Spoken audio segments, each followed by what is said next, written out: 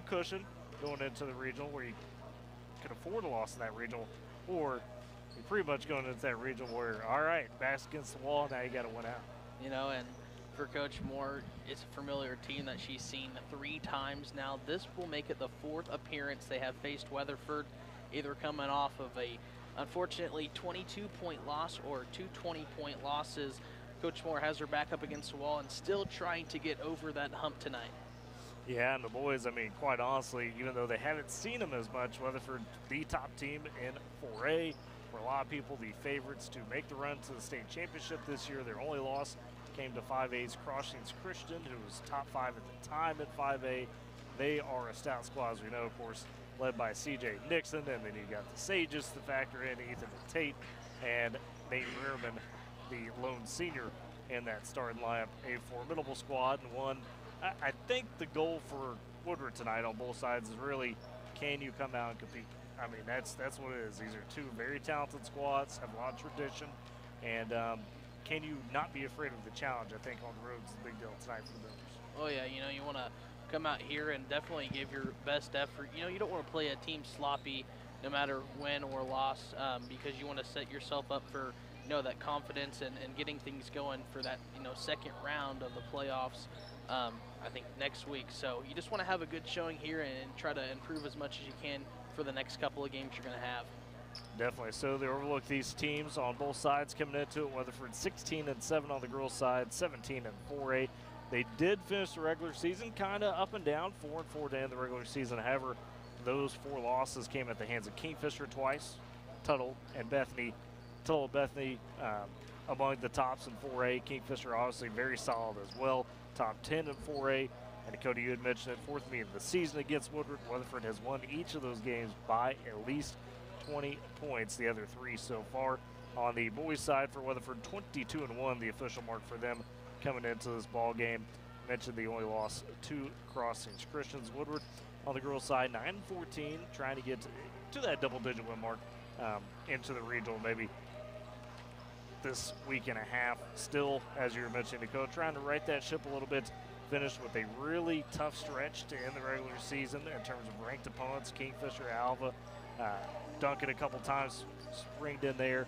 And on the top of that, you're still trying to rearrange after losing Bradley Douglas Fisher right before that stretch. So Coach Lacey Moore and crew trying to figure some things out in that sense. The boys, a little bit better momentum, 10-13 on the season coming into this one. Won 4 of their last 5 to close the regular season. We saw Ethan Neal have a really good stretch to close that regular season. And going back to that meeting for the boys between them and Weatherford, 79-42, and that was the second game of the season for the Boomers. A lot has changed since then. C.J. Nixon had 24 in that game. Nate Rearman with 21. They combined for 45 of the 79 for the Eagles. So we'll get into the matchups further, start breaking down the girls' game as we're under 10 minutes to go before we get tipped off, or get to the national anthem, I should say, excuse me, and then starting lineups and opening tip-off coming up at 6 o'clock. Let's step aside for a break, come back, and dive into the matchup between the Woodward Boomers and the Weatherford Lady Eagles. You're listening to Boomer Basketball on Z92 and Boomer TV. You tackle an endless to-do list every day. It may seem like a thankless job, but you know better. It's the little things that matter most. That's why you'll appreciate the enduring value of the Michelin Defender tire. Designed for doers like you, Michelin's longest-lasting tire keeps you on the go longer, so you have one less thing to worry about on your next road trip. Stop in today for miles of uncompromised safety and performance. Visit your local Michelin dealer, High Plains Tire, at 2220 Main in Woodward. I'm Tiffany. I have some tips for you on how to quit smoking like I did.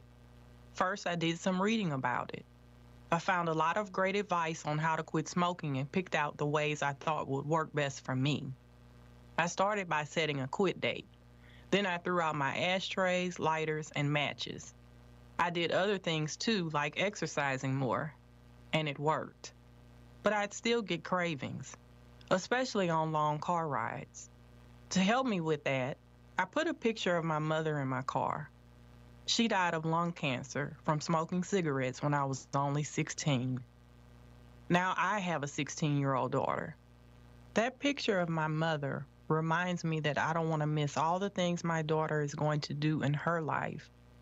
including turning 17. You can quit. For free help, call 1-800-QUIT-NOW. A message from the U.S. Department of Health and Human Services and CDC. I'm a wife and the mother of 2 kids. And when I get to work in the precinct house and put on my uniform, I can tell you, as a police officer, we're building partnerships.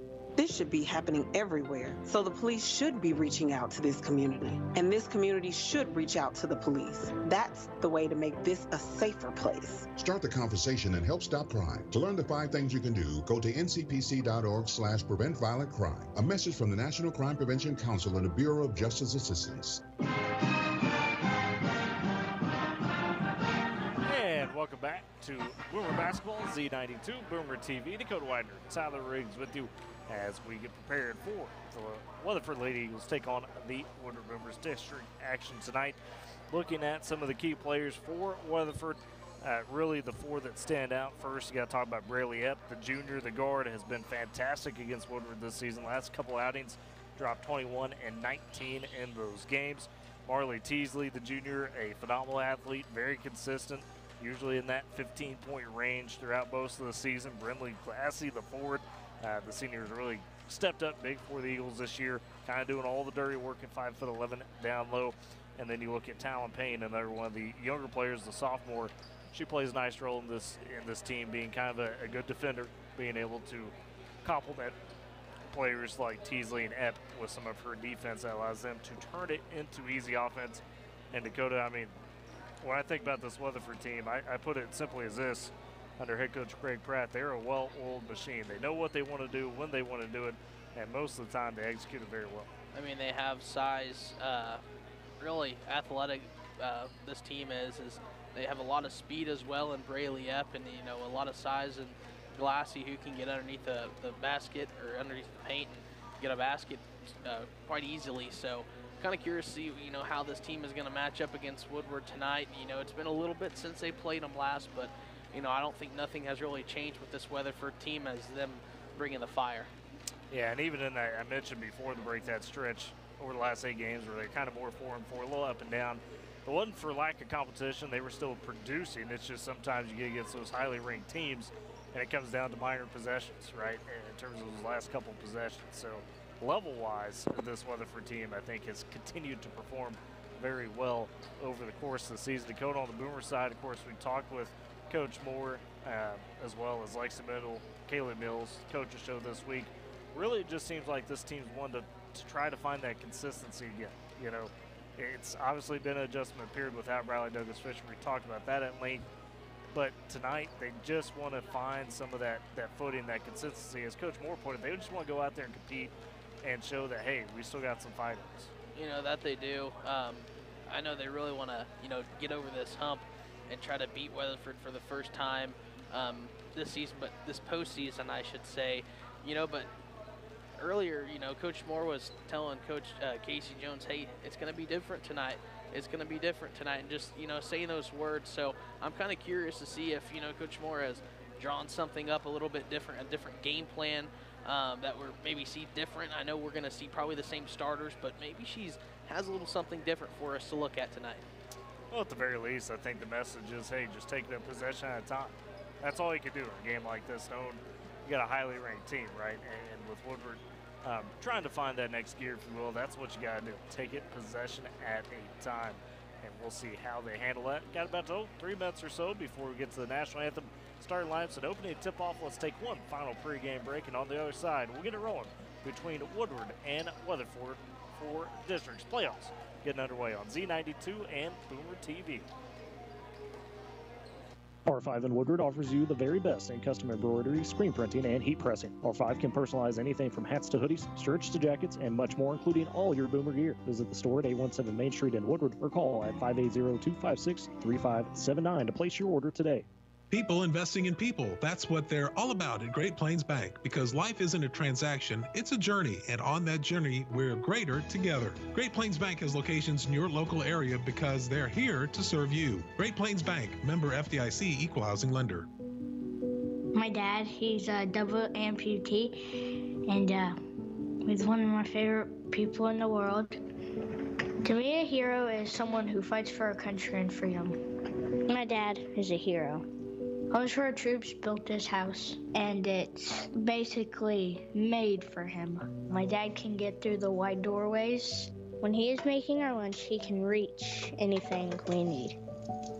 He'll help me build tiny projects. Life is good here. Without Homes for Our Troops, we'd be living in a home that didn't have all these features that helped him. Homes for Our Troops builds and donates specially adapted custom homes nationwide for severely injured post-9/11 veterans and enables them to rebuild their lives. If they get a new house like this one, it'll help them do normal life. My dad's not just a hero, he's my hero. Join our mission at hfotusa.org. Climate change, vulnerable neighborhoods, threatened ecosystems. Our global challenges demand that we do better. And a tree can be an answer. Because a tree can be innovative. It can be unifying. It can be a home. That's why now is the time for trees. Lots of trees. Let's plant millions of trees together. Donate now at arborday.org.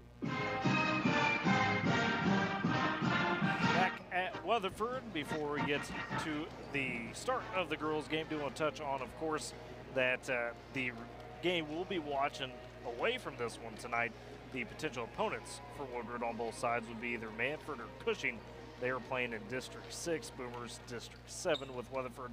The winner of the Manford-Cushing game, this game here at Weatherford, face each other for the regionals next week. The loser will face to begin the regionals at an earlier date next Thursday. And we will, of course, keep you updated.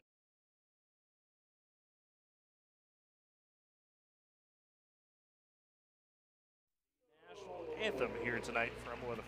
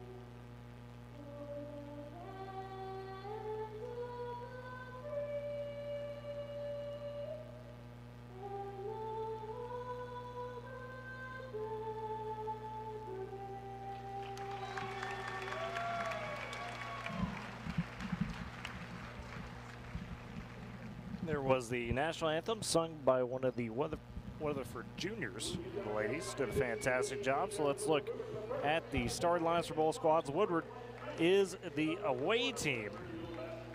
here tonight. Of course, Weatherford, the home team, wearing the whites for the Boomers. It's the same starting lineup that we've seen since the Riley Douglas Fisher injury. We get Lily Luckett, Lexi Mendel, Jocelyn Treese, Riley Moore, and Kaylee Mills, the 5 for the Boomers here tonight. We'll see kind of how deep Coach Moore wants to go into the bench. We've seen Michelle Barr get plenty of time off the bench. Also seen Taylor Floyd, Bailey Nelson, the 2 freshmen, work their way into the lineup a bit more as well tonight, or throughout the rest of this back half of the season, I should say. Excuse me. For Weatherford, we will get Charlie Navarre, the junior. We will get Braylee Epp, previously mentioned her, the junior, for Weatherford, as well as Marley Teasley, the junior, for the Lady Eagles. We'll get Talon Payne, the sophomore, and Brinley Glassy, the senior, at 5'11" for Weatherford. So for the Eagles, it's Glassy, it's Epp, it's Navarre, Teasley, and Payne, the 5 for Weatherford here tonight. So the Boomers going right to left in front of us. We're just behind the scorers table in this first half. Boomers go right to left. The Eagles going left to right across the courts as they get their final huddles for both teams. And Dakota, again tonight for the Boomers, just what's one final big key you got for them tonight? I just gotta, really stay physical and stay strong. They're gonna come out trying to fire and set the tone early. So just try to match the intensity that Weatherford's gonna bring, and just take as many shots as you can, but don't force them. Just don't force the silly shots. Match the intensity. I like that one for sure. That's what we got to see if we'll do. Is Riley Moore stands across Classy. Weatherford, we're ready to get going tonight in districts. Ball's in the air. Tip is won by the Boomers as Jocelyn Treese takes it top of the key, looks right wing over to Kaylee Mills. Mills surveys, back to Luckett up top. Luckett looking to pass, guarded tightly by Navarre. Luckett trying to drive, got tripped up, and they say a foul on Weatherford. It's like will be on Navarre. It is her first. So Dakota, you said intensity, and straight away, Lily Luckett driving. That's what you like to see. As Moore picks up her first of the game for either team. Off the inbounds, top key goes Moore. Pass though intended for Mills, stolen away by Teasley. Other way in transition, and just got the layup to finish it. Teasley with the first bucket for Weatherford. They take a 2-0 lead, 7:35 first quarter. Treese takes the inbounds pass, feeds to Moore, back to Treese trying to break the Weatherford press. Treese gets it across, top of the key, has it at the W. Goes right wing to Mendel. Mendel checked tightly by Epp, dumps it down low to Luckett. Luckett floats it up for layup, it's just a bit off the mark. Rebound controlled by Weatherford and Talon Payne. She goes over to Navarre. Across the timeline in the corner, right side, finds Epp. Epp pumps, drives to the paint, through a bit of traffic, floats up the layup and bounces out. Rebound scooped up underneath by Navarre, and there is a foul on the loose ball. See who they attack here. They're going to get Jocelyn Treese. So Treese gets her first of the quarter for Woodward. As Weatherford keeps possession, leading 2-0, 7:03 to go in the first quarter. Inbounds, finds its way to Teasley, left wing in the corner. Epp takes it, feeds up to Navarre, top of the key. Picked up by Luckett. Navarre backs it out to the Weatherford W. Feeds over to Teasley, right side. Swing it back around on the left wing to Navarre. Top of the key. Payne takes it straight away for a 3 and nails it. Talon Payne with the tray ball. And Weatherford extends the lead 5-0 early off the inbounds. The Boomers trying to keep it as it was batted away. And Lexi Mendel kind of threw it off the mouth of Payne there. Yeah, she did. And a little aggression there. But it worked. As the Boomers keep the possession, 6:39 to go in the first quarter. They do trail 5-0. Treese surveying, trying to get it in as Weatherford presses. She finds Mills near her own sideline. Mills getting bumped, and they say it's out of bounds. Back to Weatherford as Mills just ran out of space on the near side. So the Eagles get it right back. As Marley Teasley in between the score table, Boomer bench, triggers to Navarre. Navarre in the backcourt, picked up by Luckett. Goes across right side to Epp on the wing. Epp surveys, top key, finds Teasley. Swing back to Navarre, dumps it down low. Glassy finds herself up on the block. Challenge though by Mills. Rebound scooped up by Mendel as the Boomers push ahead right to left. Mendel feeds right side to Luck in the corner. On the baseline, gives it to Mills. Mills looking to pass, uses the dribble, has to pick it up. Going to Mendel on the wing, and batting it out of bounds is Teasley. She's been active in the passing lanes early. Yeah, that they have. It seems like Boomers are just trying to, work it inside the paint, but it's a little challenging right now. The freshman, Ella Strickler, checks in for Weatherford, takes out Glassy off the inbounds. Boomers have it with Treese top of the key, 6:07 to go in the first quarter. Boomers trail 7-0. Treese has to pick up the dribble, needs some help. Trying to find Mendel, can't get it to her cut, counts on, finally gets it to Moore, but a timeout granted by Coach Lacey Moore as she saw the count coming. So just the 30. We'll go ahead and step aside with them real quick. 5:58 to go in the first quarter. Boomers trail 7-0 to Weatherford. We're listening to Boomer Basketball on Z92 and Boomer TV. The Age of Reason took place over 200 years ago. It was a time of amazing scientific and philosophical progress all over the world. Truth, reason, and tolerance thrived and even shaped the Constitution of the United States of America, the foundation of our democracy. But now those building blocks of America, of democracy, are under attack. In just 2 decades, big tech social media billionaires have allowed their platforms to roll back truth, facts, and tolerance, and fill the screens in our homes and in our pockets with lies and hate. Online disinformation and hate affect everything, everyone, everywhere. It splits us apart, hurts our children, polarizes our societies, and is literally leading to violence and terror in our communities. Lies and hate everywhere are a threat to all people, anywhere. Be a part of the change. Help defend the future of our democracy. Go to counterhate.com to learn more. And back on Z92, Boomer TV, out of the timeout. Boomers have it, trailing 5-0. They correct the score. They had made it 7. Was not the case. Boomers with the left wing 3. Middle rips it out. Almost got it. Rims it out, I should say, excuse me. And on the loose ball the other way, a foul picked up as the Boomers trying to track down Teasley. And they get Kaylee Mills her first. That'll be the second of the quarter for the Boomers. So Weatherford gets it back, leading 5-0. Navarre across the timeline, goes to Teasley, top of the key. Swings it high left wing to Payne. Back over to Navarre, right side, in the corner gives the tap. She's double teamed there. Boomers trying to trap a little bit and move on his own. As they work it left side to Strickler. Baseline finds Epp. Epp rolls up to the paint. Kicks out, 3 on the way from Navarre. That's off the left side of the rim. Rebound secured by Mills as she boxed out Strickler. Boomers take it back the other way with Treese. Walks it up to the timeline. Gets it across. Goes right side to middle on the wing. Mendel sizing up Payne, trying to drive. Cut off.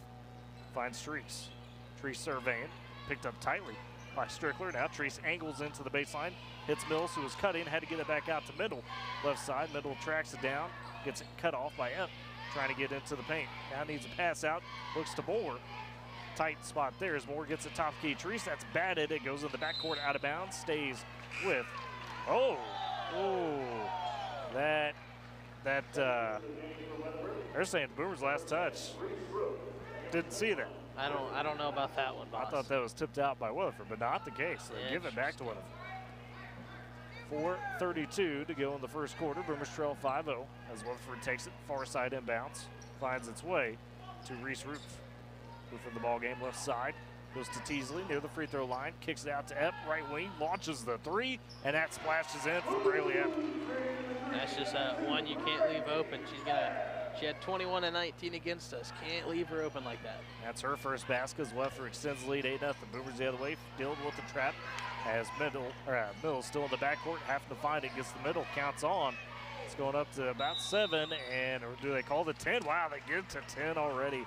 Unfortunately, the Boomers can't get it across. It is back to Weatherford. So right now, Woodward trying to find some footing against the stout Eagles defense. Teasley on the far side, inbounds it into Roof, goes to Epp on the right side. 8-0, 3:55 to go first quarter. Epp guarded tightly by Middle. Spins around it, feeds over to Glassy, left wing. Top key back to Epp, gets a high screen, turns, drives, right block for the run and layup. It doesn't go, but a foul as trying to swat her was Kaylee Mills, collided with Epp after the shot. As they got tied up and both went to the floor. Mills picks up her second foul, third of the quarter. So Epp at the line for 2 free throws, has 3 points thus far. 3:46 remaining first quarter. Boomers trail 8-0. First free throw splashes home. We'll see a substitution as Kaylee Mills will check out and Michelle Ibarra will check in, seeing her first time here tonight. Mills with the 2 fouls, having to sit for a minute. Second free throw on the way for Epp. That one splashes as well. She's got 5, and it's 10-0. Weatherford on top. Boomers the other way. Mendel gets across the timeline off the pass from Treese down to Barra. Left block underneath the Moore. Moore trying to go up with a shot. She's fouled all the way up. Shot no good. Glassy was trying to argue she was straight up, but she got tagged for the foul. So that's first for Glassy, second of the quarter for Weatherford. And Riley Moore heads to the free throw line trying to get the first points for the Boomers of the quarter. Splashes home the first free throw. She had 15 against Kingfisher, the 25. Has played strong in the absence of Riley Douglas Fisher. Second free throw on the way. That one's touched strong off the high back iron. Rebound collected by Payne, and Weatherford pushes back as Ruth feeds to Epp. High right wing, goes left wing back to Roof, over to Epp. Right wing 3, that's off the mark, left side. Rebound scooped up by Luckett. Feeds it to Treese. Boomers will push back. Treese across the timeline, immediately double team. Loses off her foot, scooped up by Glassy. Feeds ahead to Roof. Roof for the layup. It dribbles out, missed it wide open, and the rebound taken by Woodward. And a loose ball foul committed by Payne of Weatherford. So that's her first. And the third foul of the quarter for Weatherford as well. Still 10-1, Lady Eagles on top, 3:12 to go first quarter. As Treese works up to Moore, double team still on the backcourt, counts up to about 5. She finally forces the head to Luckett on the right side to Treese, across the timeline in the corner. Treese double team, picks up the dribble, needs help, dumps it down to Barra on the block, working on Glassy. Glassy with the shot block, and then Barra caught it, but she was stepped out of bounds, and it's back to Weatherford. It's unfortunate there for the Boomers. Mora tried to take Glassy one-on-one.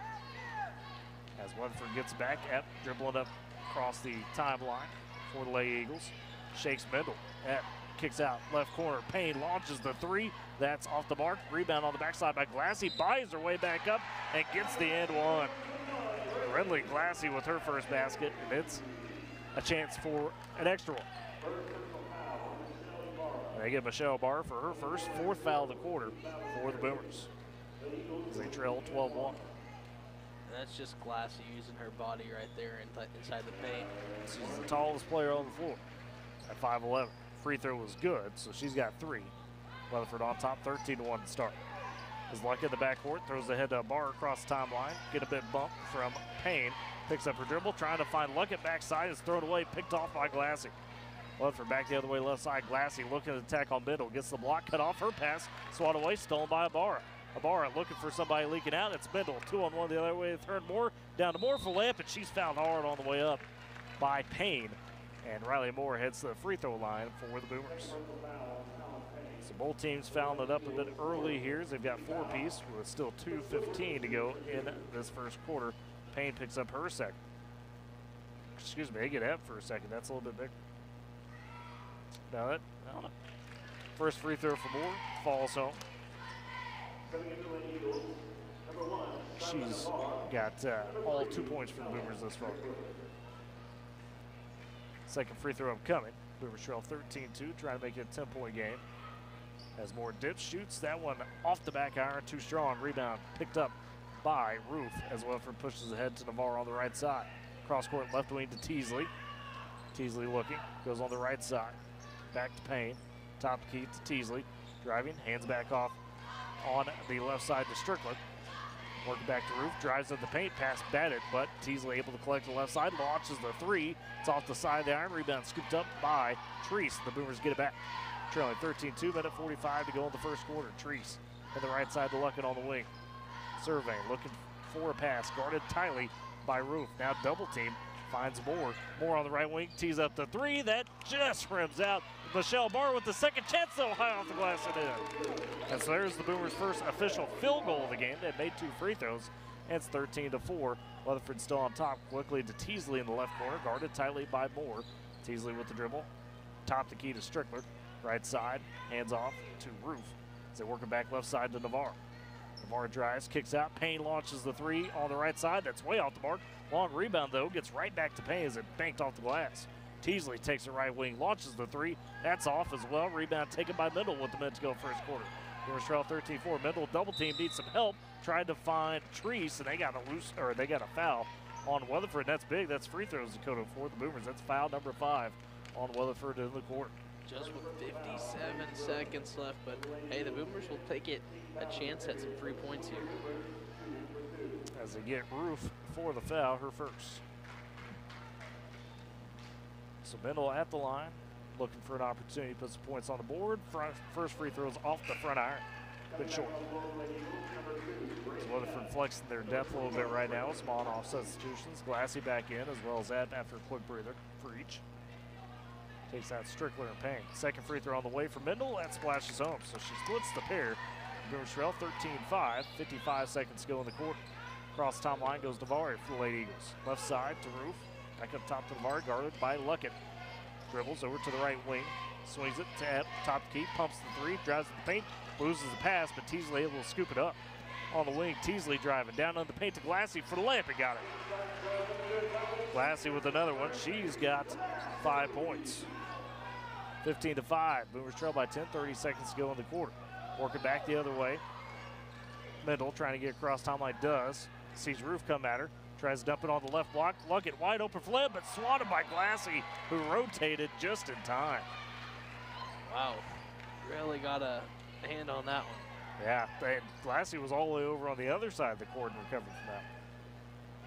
As Treese keeps it for the Boomers, inbounds it beneath the left block, finds Luckett, or Mendel, excuse me, left side, top of the key, Luckett, right corner, Treese for three. It's been strong off the iron, rebound fought for, and they say a loose ball foul on Lexi Mendel for the Boomers, and that's number 5 for Woodward. Weatherford shoots free throws as Mendel picks up her first. So each team with 5 fouls in this first quarter. Weatherford getting the better of it, though, as they lead 15-5, 14 seconds remaining in the quarter. And free throws on the way for Reese Roof. The sophomore stepping in. Dips shoots the first free throw. That rattles in. That's her first point of the ball game. Makes it 16-5. And we'll see Brielle Woodby, her first time tonight for Weatherford. Just a freshman as well. Second free throw on the way for Roof. That rattles in. So she makes both. Makes it 17-5. Boomers get it with 14 seconds to go in the quarter. Mendel trying to inbound to Luckett and swatted away by Epp on the full court defense. So it stays with Woodward. It's about less than a second off the clock. As Luckett in front of her own bench triggers into Mendel. Mendel racing to try to get it across. Gets shoved to the sideline, finds Moore across timeline with 7 seconds. Moore top key drives, puts up the free throw line, floater, and it falls. Riley Moore with 4. Boomers cut it back to 10, and that's how we end the first quarter as Weatherford can't get the shot. Boomers trail 17-7 after 1. Let's step aside for a break. Come back for the second quarter. You're listening to Boomer Basketball on Z92 and Boomer TV. Life never stops moving. Between the 30-minute commutes, daycare pickups, and that weekend trip to Grandma's, you're racking up the miles. What you need is a tire that can keep up, like the exceptionally long-lasting Michelin Defender tire. With an 80,000-mile warranty and the safety you expect, you can lose track of the miles and focus on what really matters, the memories made along the way. Stop in today at 2220 Main in Woodward to see your local Michelin dealer, High Plains Tire. Gotcha. Yo. Sorry, man. I took an upper to stay awake. My heart started pounding, so I took a downer to take the edge off. Honestly, I feel worse now. What? One of my friends overdosed after mixing drugs like that. I don't want that to happen to you. Yeah, I definitely won't be doing that again. Well, let's stay online for a bit so I know you're okay. Yeah, man. Bet. Let's go. There is no safe way to mix drugs. Learn more at cdc.gov/stop-overdose.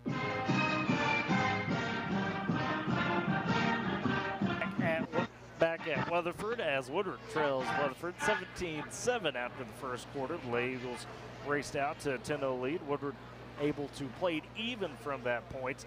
But Dakota, right now, you got to find a way around this press if you're the Boomers. Yeah, it seems like Weatherford just really putting it on the Boomers, having their hands in the passing lanes, just batting. It seems like anything and everything, and it seems like when we get to the paint, it just makes it 2 times harder. So Boomers are going to have to keep on digging and find that little something. Coach Moore in the huddle right now giving the Boomers a little bit of instructions, maybe a different direction we may see here. Well, that being said, though, we mentioned Boomers fell down 10-0, and then from that point, we're able to keep it even with Weatherford. played to a 7-7 draw from that point. Weatherford begins with the possession to start the second quarter, working left to right in front of us as Navarre goes left wing to Roof, trying to drive, kicks out, top the key, finds Weedby, goes right wing to Navarre, into the paint, kicks out to Weedby, and working up top to Epp. Pumps, drives free throw line, finds Roof behind her for the three, and that's nothing but net for Reese Roof. She's got 5. And Weatherford makes it 20-7. Boomers back the other way as Mendel throws it ahead to leaking out. Ibarra tracks it down, dumps it into Moore. Moore finds space for the layup. It's just off the mark, trying to get her second chance. Treese comes up with it, swings out Luckett, left wing, lets the girl blow by her, throws it top key to Mendel, races around to the block, and they say an offensive foul underneath. They get Ibarra. Unfortunate. Her second. First of the quarter for the Boomers. 7:19 to go in the half. Weatherford gets it back, leading 20-7 as Glassy steps out. Talon Payne back in for Weatherford. It's Navarre with the dribble up the court. Across the timeline, goes left side to Payne. Picked up by Treese. Surveys, top key to Epp. Trying to drive on Mendel, gets to the paint, goes by for layup. It's way too strong. Rebound scooped up by Luckett on the backside. Boomers take it back. Treese takes the handoff, goes down the left side of the court. On the wing, top the key to Mendel at the W of Weatherford. Mendel looking to attack to the paint, gets the free throw line, kicks out to Luckett. On the right corner, Luckett herself drives, puts up a floater, spit off, gets a second chance off the glass and in. So Lily Luckett with the second chance. That's her first basket of the night. Makes it 20-9. Boomers trail, 6:40 to go in the half. Weatherford back the other way as Navarre, top key, right side to Payne in the corner. Finds Roof straight away, pumps, attacking on Moore, angles it back out to Payne. To Roof in the right side, and they say Roof traveled with it, trying to angle into the paint. Boomers gets a little bit of a break there. Yeah, bit of an unforced error, the first really from Weatherford ties. Glassy takes out Payne for Weatherford after a quick break. So Lily Luckett throws it in for the Boomers in front of her own bench to Treese. Back to Luckett as they work the ladder, trying to make sure they get across the timeline. Treese dribbling, tightly covered by Navarre, sees a double team coming. Finds Mendel, high right wing. Mendel looking to get to the paint, gets to the baseline and gets bumped on her way there as she was kicking out in the corner. Let's see who they tag on this one. Who was a little slow on the slide. Glassy. And that's who it is. So her second, first of the quarter for Weatherford. As Treese beneath the right block, inbounds to Mendel, right corner for three, nailed it. Big three for Lexi Mendel. Her first field goal of the night, cuts it back to 8 for the Boomers, 20-12. On the right side, Glassy takes the long pass, drives to the paint. Ibarra on her defensively, but they say a foul as Glassy found herself underneath the rim, and her shot attempt had actually gone up from underneath. So no good on the shot attempt, but Ibarra picks up her, no, they actually give it to Riley Moore, excuse me. Very interesting. So Moore picks up her first. That's the second of the quarter for Woodward. At the line, Glassy, first free throw falls. She's got 6. She knows, she kind of looks back at her mom, Coach Moore, and a little bit of disbelief there. She picked up that foul.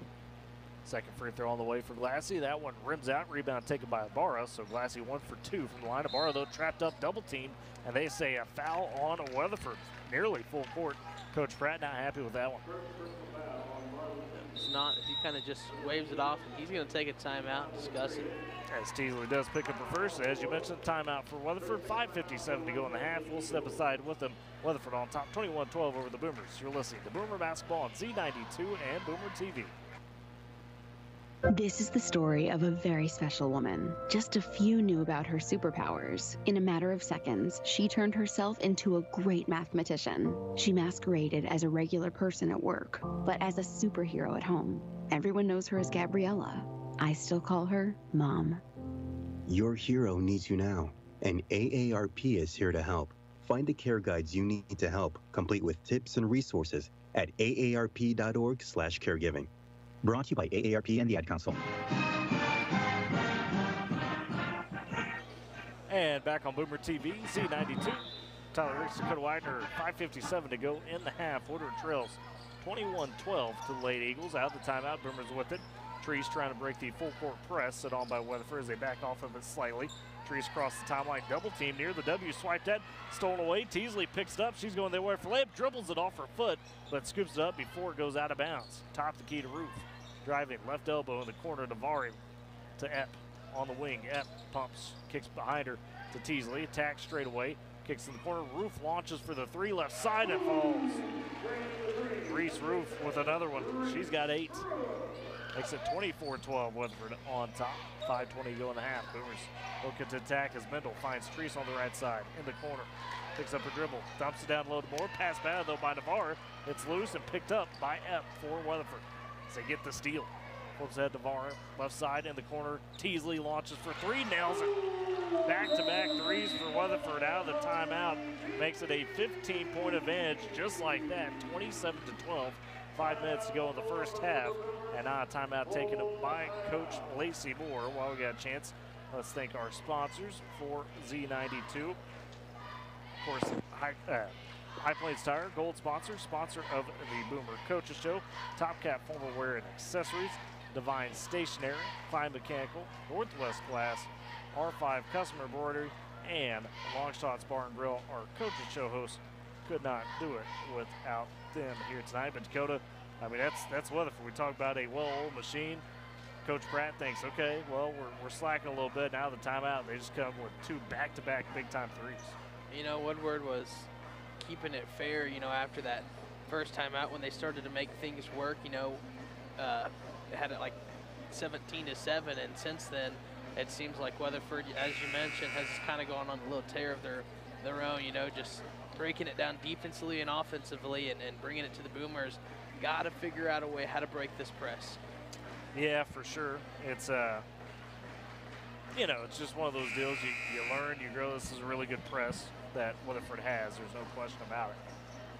And the Boomers just trying to work their way through it. And the big key we talked about tonight coming to this one is basically, hey, keep fighting, right?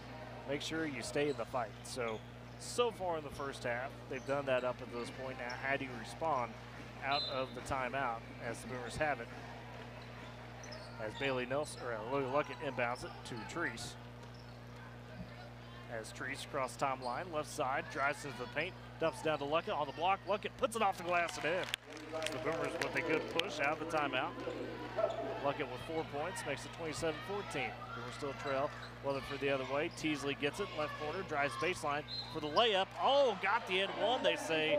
Ibarra looked like she was straight up. I don't know if she's the one they got for the foul or if it was Treese trailing. Teasley gets the end one. Ooh, Ibarra looked like she was straight up. So Ibarra picks up her 3rd, unfortunately. Teasley with the end one has 7 points as Kaylee Mills steps back in for Ibarra. Both of them with 5 combined fouls so far. Teasley at the line, looking to make it 8 for her on the night and make it 30-14. First free throw falls in. So 30-14, and okay, off the inbounds there. Teasley able to knock it out of bounds, stays with the Boomers. Has a couple substitutions for Weatherford. Talon Payne back in, as well as Ella Strickler takes out Glassy and Shyla Navarre. Teasley came on that one with a little bit of aggression. Yeah, that's what caught me by surprise. As Treese on the inbounds finds Luckett in the deep corner.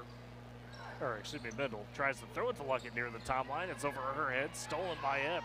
She's double teamed, but gets it to Strickler. On the right side, goes to Roof on the wing. Top key to Epp, trying to drive, kicks out. Strickler thinks about it, goes to Teasley. Teasley working on Mendel, and poked, stolen away. Moore comes up with it for the Boomers. She's 2 on 2. Bounces down to Luckett, transition for the layup left side. Mendel with 6. Makes it 30-16. Boomers still trailing. Back the other way, Weatherford quickly. Another turnover as Roos pass batted. Miscommunication between her and Strickler. Boomers pick it up. Treese down the left side, the corner to Luckett. Double team there. He uses his dribble to get out of it. Now needs help. They have Moore down open the paint, get it to her. Power dribble up off the glass and in. So Riley Moore with 6. The Boomers have cut it back to 12, 30-18. Weatherford back the other way, 3:43 to go in the half. Left side, Roof to Teasley, top key. Drives for the line, dumps down to Strickler. Working through 2 Boomer defenders. Initially blocked by Mills, but Strickler gets her on board. Kicks in the corner to Roof as they work back up top to Epp and reset the offense. 3:28 to go in the half. Right side, Teasley takes it, launches the 3, and that splashes. Kind of looked at Riley Moore and then took it. Teasley with 11.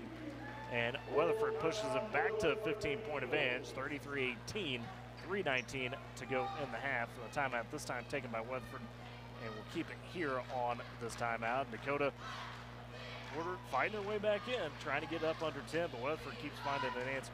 Yeah, it seems like if Woodward was trying to, force them to go inside the paint because the defense was there, and, the Boomers are doing a good job, but they kick it back out to the perimeter for that three-point shot, and that's just where it's getting the Boomers. Doesn't seem to be anywhere that Teasley can't hit it in the from the three-point line with a hand in the face. Teasley's doing an excellent job right now, but the Boomers, it seems like no matter how close they are, Teasley just still knocking those shots down. Yeah, and, Weatherford just, if they get rolling shooting, that's where they get dangerous because it's tough to stop them once they get moving. Try and get a score update on that Manford-Cushing game. Again, the winner of this one faces the winner of Manford and Cushing. Looks like we don't have one posted quite yet. Try to keep you updated on that game. I believe they play that one. Oh, excuse me, they play that one tomorrow, so we will not have the score update tonight. Goodness. So we'll find that out tomorrow night, whether the Boomers will take on Manford or Cushing. So it'll be an interesting situation for those two teams. They'll kind of know the scenario. Should Woodward win this game, they play at 6:30 next Thursday. Should they lose, they play, or excuse me, at 6 next Thursday. Should they lose, they play at 1 o'clock. That's the situations. Out of the timeout, Woodward with it as Treese double teamed at the timeline, throws it ahead to Mendel, who leaked open, but the pass too far, it's out of bounds. Opportunity goes awry for the Boomers. As Weatherford gets it back, 3:12 to go in the half. They lead 33-18. Navarro with the dribble. Stops at the timeline, picked up by Middle. Goes left side to Roof. Pass initially batted from Luckett, but Roof collect. She goes up to Glassy at the W, back over to Roof. Almost stolen away by Luckett, but they say a foul instead. As Luckett tried to be aggressive, stepped in front of the pass, but bumped Roof. Her first, fourth of the quarter for Woodward. 2:56 to go in the first half. As on the far side, Epp looks to trigger. Dishes it into Teasley, left wing, back up top to Epp. Swings it to DeVar, high right wing. Patiently over to Ruth on the baseline to Glassy, left side. Glassy sizes up Mills, turns, drive up under the rim, lost the handle, and they say traveled back to the Boomers. So Woodward gets it back after a stop. Glassy steps out, Payne steps in. As Treese below the right block, throws it in to Mendel. Mendel trying to break the Weatherford press. Finds Treese, who races across down the left side. Treese, top the key, goes right wing to Luckett. Surveying, finds Mendel. Beside her, top the key, Mendel driving, kick it over to Moore, left side. Moore working it. Sends it beside her to Treese. Treese goes baseline, double team there, gets poked at, ripped away and stolen by Epp. Epp double team, she falls down, loses the handle, and the Boomers get it back. So you have the turnover, but you're able to recover and force the turnover. As beneath the left block, Luckett, the trigger person for the Boomers. On the baseline, surveying, trying to find somebody. Goes out to board, it's tipped to Mendel. As she takes the handle top the key, feeds the ball right side. Looking to pass, finds Luckett left wing. Luckett picked up by DeVar. Uses her dribble to find Treese. Treese just lost the handle of it, took her eyes off of it, and it's out of bounds, back to Weatherford. Unfortunate sequence there for the Boomers.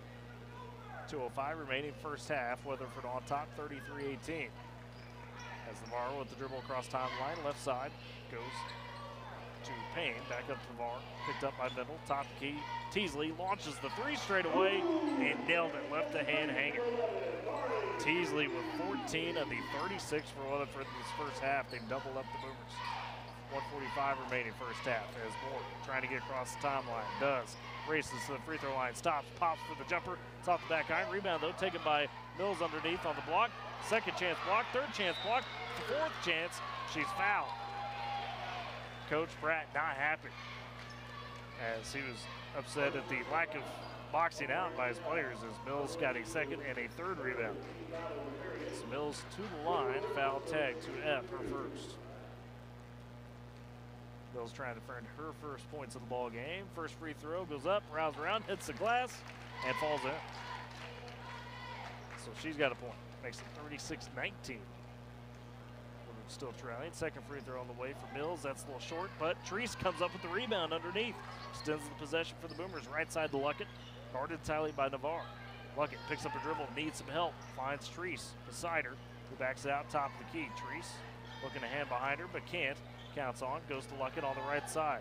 In the corner, Mendel takes it, guarded tightly by Payne. Finds Mills on the wing.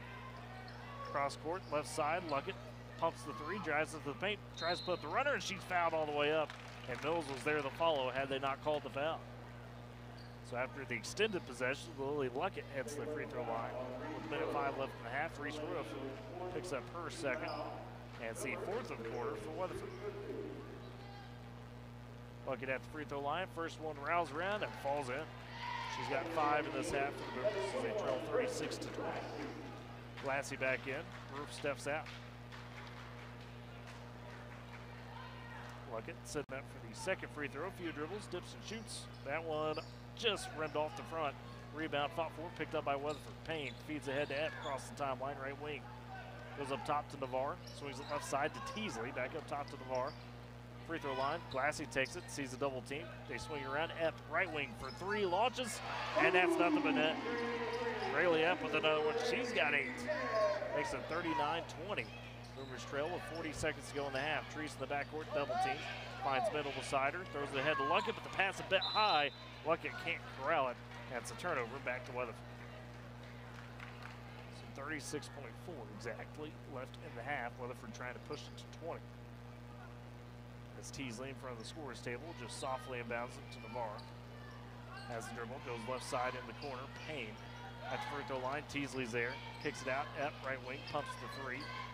Looks to attack, but instead backs out to Teasley. Top the key, another 3. That rims out. Rebound. Glassy crashes in, and now there's a fight, a little elbow action going on by Glassy, and a whistle. They call a jump ball or foul. Jump ball, possession arrow, gives it to the Boomers. It's a good job to tie up Glassy. 39-20, 19 seconds to go in the half. Woodward trying to cut into this deficit as Treese in the backcourt, guarded immediately by Navarre. Sees the double team coming, trying to find Mendel. Pass batted, stolen away by Teasley, over to Payne for the layup in transition. So Payne takes it and has 5. Boomers off the inbound, another turnover. Epp steals it away, down to Teasley for the layup, and a foul on her way up with 0.5 to go in the half. Weatherford looking to build on their 41-20 lead right before the break as Treese picks up her second. So Teasley had a big half thus far with 14 points. First free throw on the way, that splashes. She's got 15. Second free throw upcoming. A few dribbles, spins it, dips, and shoots. That one splashes as well. Teasley was 16, makes it 43-20. Boomers looking at inbound with half a second, trying to get it to Luckett. They do, but can't get the shot off, and that's how we end the first half. Weatherford takes it 43-20 into the break. Step aside, come back for the halftime show. You're listening to Boomer Basketball on Z92 and Boomer TV. You tackle an endless to-do list every day. It may seem like a thankless job, but you know better. It's the little things that matter most. That's why you'll appreciate the enduring value of the Michelin Defender tire. Designed for doers like you, Michelin's longest-lasting tire keeps you on the go longer, so you have one less thing to worry about on your next road trip. Stop in today for miles of uncompromised safety and performance. Visit your local Michelin dealer, High Plains Tire, at 2220 Main in Woodward. Long time no see, buddy. How's it going? When did you get back? Hey, good to see you. I've been home for almost a year, just trying to adjust and get back into the swing of things. Well, it looks like you've been busy.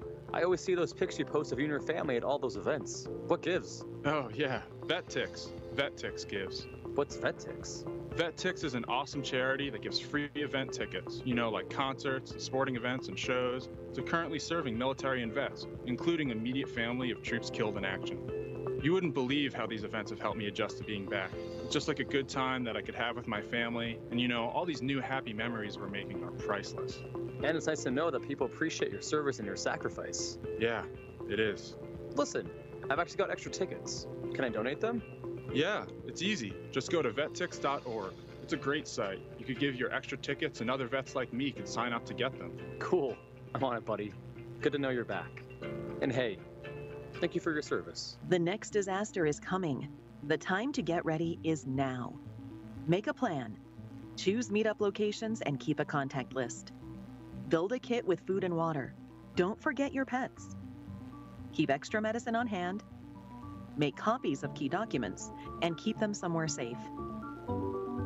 Stay informed, learn about local hazards, and sign up for alerts. Be ready.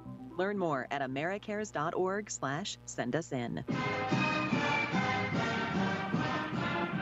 At the half here at Weatherford, the Lady Eagles on top of the Boomers, 43-20. Let's take a look at some halftime stats for both squads. For Weatherford, Marley Teasley put it on right now. She's got 16 points, 3 threes in that first half, leading the way for the Lady Eagles. Reese Roof, Braley Epp with 8 apiece. They've got a couple threes as well. And then you've got 6 from Brinley Gladsey, the main leaders for Weatherford. In total, the Lady Eagles drained 8 threes in that first half. On the Woodward side of things, leading the way, you got 6 for Lacey Mendel and Riley Moore, 5 for Lily Luckett, and then 2 points for Michelle Ibarra, 1 for Kaylee Mills. And Dakota Porter cut it as close as 20-12 in that first half, but Weatherford really started cranking up the pressure on the press, and Woodward right now still trying to find a way around it. That they are. It just seems like they fell in that hole just to begin the game when Weatherford went on that 10-0 run. They've been trying to, claw their way back into this game. They've had a little bit of opportunity, but it just seems like every time they try something new to try to get around Weatherford, Weatherford responds with their own little message. Yeah, quarter scoring wise, Weatherford won the first quarter 17-7, won the second quarter 26-13. The Boomers were right there with them in that second quarter up until about the last half of it, as Weatherford was able to push an advantage of a 13-4 run in that last part of the quarter and put themselves up by 23 at the break. I do want to remind you, as well as part of a Road to the Big House coverage tonight, not just here on Z92 and Boomer TV. Kay Kindy is currently in the leading for some of those consolation nightcap games. Got a couple good ones on hand. You can check those out for sure throughout the night. After we get done here tonight, we'll continue on to Sealing on the Z92 side. As we'll have maybe the regional consolation championship games and then probably the championship games for Sealing on Z92. Tomorrow, Cade will continue in leading for those consolation championship and then the championship games. That said, let's step aside for break, come back, get you set for the second half. You're listening to Boomer Basketball on Z92 and Boomer TV. Need to pay the babysitter, but don't have enough cash? Use Zelle, located in the Bank 7 mobility app, to send money from your account to someone else's within minutes. With an email address or phone number, you can directly pay anyone you trust. Zelle is fast, safe, and free. Visit bank7.com for more details. Data rates and transfer limits may apply. Member FDIC. Are you searching for that perfect special attire? Look no further. The Top Cat Formal Wear and Accessories at 808 Main Street in Woodward. Top Cat has a beautiful line of bridal, special occasion, and prom dresses to choose from. With no two dresses alike, you'll always get that special look. They guarantee the perfect fit for tuxedos at no extra cost and carry menswear for all your needs. Visit TopCatFormal.com or call 580-256-2888 to book your appointment now. Store hours are 10 a.m. through 5 p.m. Monday through Friday and by appointment only on Saturday. Top Cat also offers layaway. Let Top Cat help you shine on your special day. What is your healing power? Maybe your healing power is helping veterans with PTSD, traumatic brain injuries, depression, anxiety, or loneliness. Is your healing power a simple, heartfelt letter or being a volunteer? It is estimated that over 500,000 current warfighters will return from service diagnosed with PTSD, and 22 veterans will commit suicide every day. Our veterans have paid the ultimate sacrifice for our country. At healvets.org, you can find out more about the healing power of pen pals, volunteers, therapy kits, and more. Discover your healing power at healvets.org. Help Heal Veterans, together with you, has been helping one recovering veteran at a time. We are helping veterans heal together. What is your healing power? To find out about your power, visit healvets.org. This PSA is sponsored by Help Heal Veterans. Got just a couple of minutes before we get the second half underway between the Weatherford Lady Eagles and the Woodward Boomers. Weatherford on top 43-20. Dakota, let's take a look at some of those key adjustments for the Boomers. Try to continue to fight in this one. Obviously, we mentioned dealing with the pressure on the press. What's some other things they've got to do to be able to maybe at least slow down this Weatherford attack and try to get a couple more easier looks? They've had some success doing that in the first half, but it hadn't been consistent. You know, something I'd like to see the Boomers do just a little bit better here in the second half is contain that perimeter. It seems like they're getting a lot of three-point shots on them there by Braylee Yep and Mari Teasley. As, you know, just got to contain that three-point line and step up to those shots, try to contest them, and don't leave those open. Weatherford hit 8 first-half threes in that half, so that's 24 of their 43 right there, to your point. And a lot of that seemed like it was patient passing, kind of setting some of those up. And Woodward just, I wouldn't say slow on the double team, but they were double teamed, and Weatherford was able to pass out to find those open looks as both teams back on court. Boomers a little late out of the locker room, trying to get some of those adjustments. Weatherford already ready to go. See how the Boomers attack with the 5 out of the halftime. Imagine probably see the stars back into the lineup as Michelle Barr, really the only Boomer in some foul trouble with her 3. Kayla Mills was able to get 2 fouls in the first quarter and then play clean the rest of the way, as that's what it will be. It'll be Mendel, Moore, Luckett, Mills, and Treese, the 5 for the Boomers. Weatherford with the first possession to begin the second half. They work right to left in front of us. Boomers go left to right in this half. Navarre top the key, swings it left side to Payne. Guarded entirely by Treese. Payne has pick of the dribble. Free throw line to Teasley. Turns the corner, trying to drive. Gets past Moore. Puts it off the glass and in. Tough take from Marley Teasley. She's got 18. Makes it 45-20. Teasley bats it out of bounds on the inbounds. 7:43 to go. Third quarter just underway in the second half. Trying to fight back from the deficit as Luckett triggers into Treese. Weatherford with their press. Treese trying to make sure not to get the double team. Finds it though. Picks up her dribble. Finds Luckett. Goes over the timeline to Mills. High left wing. Guarded entirely by Glassy. Now Teasley joins it. Mills finds herself in a tough spot. Smartly throws it off Glassy to keep possession from the Boomers. Kind of a veteran move by the freshman. Is on the far side. Mendel looks to trigger. Sets it into Treese. That pass, though, batted momentarily by Payne. Treese finds it, gives it to Luckett, or to Mendel, left wing, pulls up for the shot. It's too strong. Rebound fought for, who's the last off of, they say, last touch by the Boomers. So Weatherford gets it back, 45-20. They lead with 7:19 to go in the third quarter. On the inbounds, Navarre takes up the court. Slows her dribble, that walks across the top line, met by Luckett. Goes right side to Payne, picked up by Treese on the wing. Top key to Teasley. Back over to Navarre, left wing, dumps it down to Glassy. One-on-one with Mills, now triple team, kicks out Epp, takes the left corner 3, that's short. Rebound scooped up by Mendel as the Boomers push back ahead. Mendel trying to get across timeline, races across, triple team, finds Luckett. Luckett double team, they're tied up. Her and Epp got together, and possession keeps it with the Boomers. Epp kind of snuck it behind. So 45-20, Boomers trailing, but have it with 6:47 to go in the third quarter. As on the near side, in front of her own bench, Luckett looks to inbound. Throws it into Mendel, top key, launches the shot, it's off the front of the rim. Rebound picked up, though, by Mills after the miss, and the pass bat out of bounds by Teasley, intended for Moore. Quick hands by Teasley to bat that one out, as we'll have a substitution here as Strickler will check in, and she'll take out Glassy. As on the far side, Luckett looking to trigger, finds Treese in the corner, and then again batted out of bounds by Weatherford as Treese was poked out. Boomers keep the possession, but it's on the far corner. As Luckett again sits up, 6:40 to go in the third quarter. Boomers trail 45-20. Inbounds finds Mendel, top key to Treese at the W. Guarded tightly by Payne. Treese looking to attack. Kicks over to Luckett, the corner pass a bit strong. Luckett saves it somehow. Ball's loose though, and that picks it up for Weatherford. Racing ahead, it's 2-on-3, doesn't have quite the numbers. Crossover dribble into the paint, kicks out Teasley right wing. Thought about the shot instead. Feeds it to Epp in the corner. She takes the 3. That's high off the front of the rim. Rebound fought forward, taken by Mills. For the Boomers, Mills finds Mendel as they'll push back ahead. Trying to get up to Luckett, does cross the timeline. She's trapped up though by Teasley and gets it back to Mendel on the right side.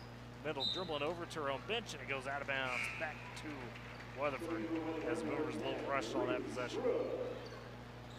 Roof checks in, takes out Ella Strickler for Weatherford. So Eagles push back the other way as Roof with it high left wing. Goes to Mara at the W, finds Teasley, below her, top of the key, drives, kicks out. Roof open, left corner for the three, drained it. Reese Roof with another, she's got 11. Makes it 48-20. Weatherford on top, 5:40 to go in the third quarter. Trees in the backcourt, needs some help. Sees the double team, counts on, it's up to about 7, and the pass thrown away as Moore and Trees can't connect. So it's back to Weatherford. Unfortunate there for the Boomers. Just Weatherford's continuing to bring that pressure no matter what the score is. It's been cranked up, and they have definitely capitalized on the intense pressure. As Weatherford into the paint with Teasley, goes up and under for the layup, and drew the foul. It's an and one for Teasley yet again. She's got 20. So Weatherford so far in this quarter has scored 7 straight on the Boomers. And a foul charged to Treese, her third. The and one free throw for Teasley, that falls. I think that was a last second foul right there too. Kind of was, it seemed like it. Off the inbounds, poked out of bounds by Weatherford. Boomers do keep it. Subbing in for the Lady Eagles is Brielle Whitby. Seeing a little bit of time, takes that F. So in front of the Weatherford bench, Mendel triggers on the inbounds. Has Luckett and Treese in front of him. Trying to deal with the press. Luckett looking, Mendel looking, finds Moore. Gets it to Treese. Treese still in the backcourt. Racing down the far side. Cut off there, and Reese trying to steal the way. Now it's on the ground. It's a tie-up. It's a jump ball. Possession arrow gives it to Weatherford. Lady Eagles very physical right now in the second half. Makes it 51-20. 5:18 to go in the third quarter. Weatherford with the lead and the possession. Teasley on the right wing. Has it, top the key, goes left side to Payne. Looking, finds Roof. They swing it over to Teasley, right side, picked up by Moore. Teasley feeds it up top to the ball in the corner. Payne takes the open three from the right side and cans it. Everybody hitting right now for Weatherford as they're in rhythm. Talon Payne with one, she's got 8. Makes it 54-20, moves the other way. Moore trying to get across the line, does right side. Picks up the dribble, cross court, left side to middle. Looking to attack, gets to the paint, races past a couple of defenders and fouled, I think they say on the floor, as she got hit on her way into the paint. Yeah, they're going to say that she got hit in the head. And they get Navarro for her seconds. That's first of the quarter for Weatherford. Boomers have the inbounds on the baseline, got a timeout, or an official's timeout, I should say, as Teasley's got a tire sheet. 4:43 to go in the third quarter. Woodward trails 54-20, but they have the possession. As Treese sends it up top to Mills. Right side, back to Treese for the three. It's a little short. Rebound, fall forward, it's loose. Mendel saves it, but Weatherford scoops it up with Payne. Payne feeds ahead to Teasley. Left block for the layup, way strong. Good defense by the Boomers. Rebound picked up by Mills. Flips over to Treese, ahead to Moore. Moore racing into the paint, gets bumped a little bit by Weedby, and now the ball's loose as Millward try to feed it back out. Treese is on the ground with it, and as well as Roof, and we got a jump ball possession arrow. Gives it to the Boomers. Coach Moore was trying to get the timeout, but just couldn't get it quick enough. So 54-20, Weatherford on top of the Boomers. As a trio of substitutions, Glassy, Strickler, and Epp in for Weatherford. Treese, beneath the right block, triggers for the Boomers, gets into Moore, cutting into the paint, the jumper off the glass, off the rim, rebound though, scooped up by Mills. Mills on the left block, kicks out, top key to Moore, launches for the three straight away. That falls for Riley Moore. Makes it 9 points for Riley Moore. Boomers though still trail 54-23, trying to apply the pressure the other way. They force the double team. Epp somehow gets the pass out to Glassy, and now a timeout taken by Coach Pratt, and he wasn't happy with his girls trying to break the press. With 3:59 to go in the third quarter, let's step aside with them. You're listening to Boomer Basketball on Z92 and Boomer TV. Dear Vet Ticks, thank you for a great experience and for your support of the military and veterans. Thank you so much, Vet Ticks. Our family has gone through a lot the last few years, and this gave us a nice break. Every empty seat at a concert, game, or a special event is a missed opportunity to say thank you to a veteran. Give your extra tickets to VetTix. Give something to those who gave. For more information on how you can make a difference, go to vettix.org. And back at Weatherford, Tyler Riggs, Dakota Wagner with you as Woodward trails 54-23 in the third quarter. Timeout taken by Weatherford as Coach Pratt not liking how they were handling the press after the Boomers applied it on their own. Dakota, I mean, at this point, really for the Boomers, it's what we talked about at the beginning of the broadcast. You just want to show the fight tonight. You want to show that you're not afraid to you know, keep fighting. That's the real big deal. This is a really talented Weatherford squad. No matter what, the Boomers will continue on into the regionals, and I promise you we'll have a much, I dare say, easier opponent than Weatherford to begin that region. It's going to be, you know, interesting to see what the Boomers can come up here with another quarter and a half left to play. As Weatherford works around out of the timeout in the corner, Strickler takes it to the left side up to swings over to Weedby. Trying to go free throw line, pass batted, stolen to the roof. Mills takes it the other way for the Boomers for the layup all by herself and got it. Kaylee Mills goes coast to coast off the steal. That's her first field goal of the night. She's got 3 points. Weatherford back the other way with the 54-25 lead. Break the Boomer press. Glassy with one opportunity, now 2, makes it off the glass in. So Glassy gets the answer, and she's got 8. Unfortunately lost the inbound. And the Boomers do turn it over off the inbounds, as you mentioned. Unfortunate, as Weatherford gets it right back after the made bucket. 3:22 to go in the third quarter. That pass off the inbound was just a little too strong there for Lexi Middle's hands. Swept the trigger person for Weatherford, far side, gets into Teasley on the right wing. Ted back in the corner, baseline to Glassy, and that's just a miscommunication. They say out of bounds. No, they say kickball by the Boomers. So I think Moore got a foot on that, as it was intended for Glassy. Couldn't see it from our vantage point. As that triggers underneath, looking for Glassy on the inbounds, trying to power it up, and she's fouled. Goes to the line, does the senior for 2 shots. And they get Riley Moore for her second of the quarter as well. 56-25, Weatherford on top, 3:16 to go in the third. First free throw for Glassy, too strong off the back of the iron. Glassy sits up for the second. She's got 8 points. Couple dribbles, spins the ball, shoots the second free throw, that one falls. So Glassy with 9. Makes it 57-25. As Boomers take it back, Mills across the timeline, receives the pass from Mendel, and now she's double teamed, ball's between her legs, it's loose. Pass batted, stolen away by the Boomers as Moore gives over to Luckett. Lets person full buyer in the corner to Treese for the 3. It's short off the iron. Rebound fought for, they say last touch by Glassy as the Boomers retain possession. Luckett thought she maybe had the open layup, instead kicked it back out. As Treese, the trigger person, beneath the left block on the baseline. Luckett throws it top the key to Mendel. Mendel picked up immediately by Roof. Trying to drive right side. Has to pick up the dribble. Goes to Mills on the baseline. Mills turns. Kicks it to Moore. Floating into the paint. Tries to put up the layup. It's affected. Rebound taken by Treese, and she's fouled on the loose ball. And they get Epp, who came in and bumped Treese. Epp with her second of the quarter as well. Boomers again, trigger on the baseline. Left side beneath the block. Luckett will be the one throwing it in. See Scanning. Counts on, finds Moore just outside the left block. Pass initially goes through her hand. She collects back, puts up the runner. It's well off the glass, but rebound almost scooped up by Mills. Instead taken by Roof. Roof pushes ahead, doesn't have the numbers, loses the handle of the paint, stolen away by Treese. Boomers take it right back, trailing 57-25. 2:35 remaining third quarter. Mendel, top of the key, rolls around the right side. Goes up to Treese. Treese in the offense.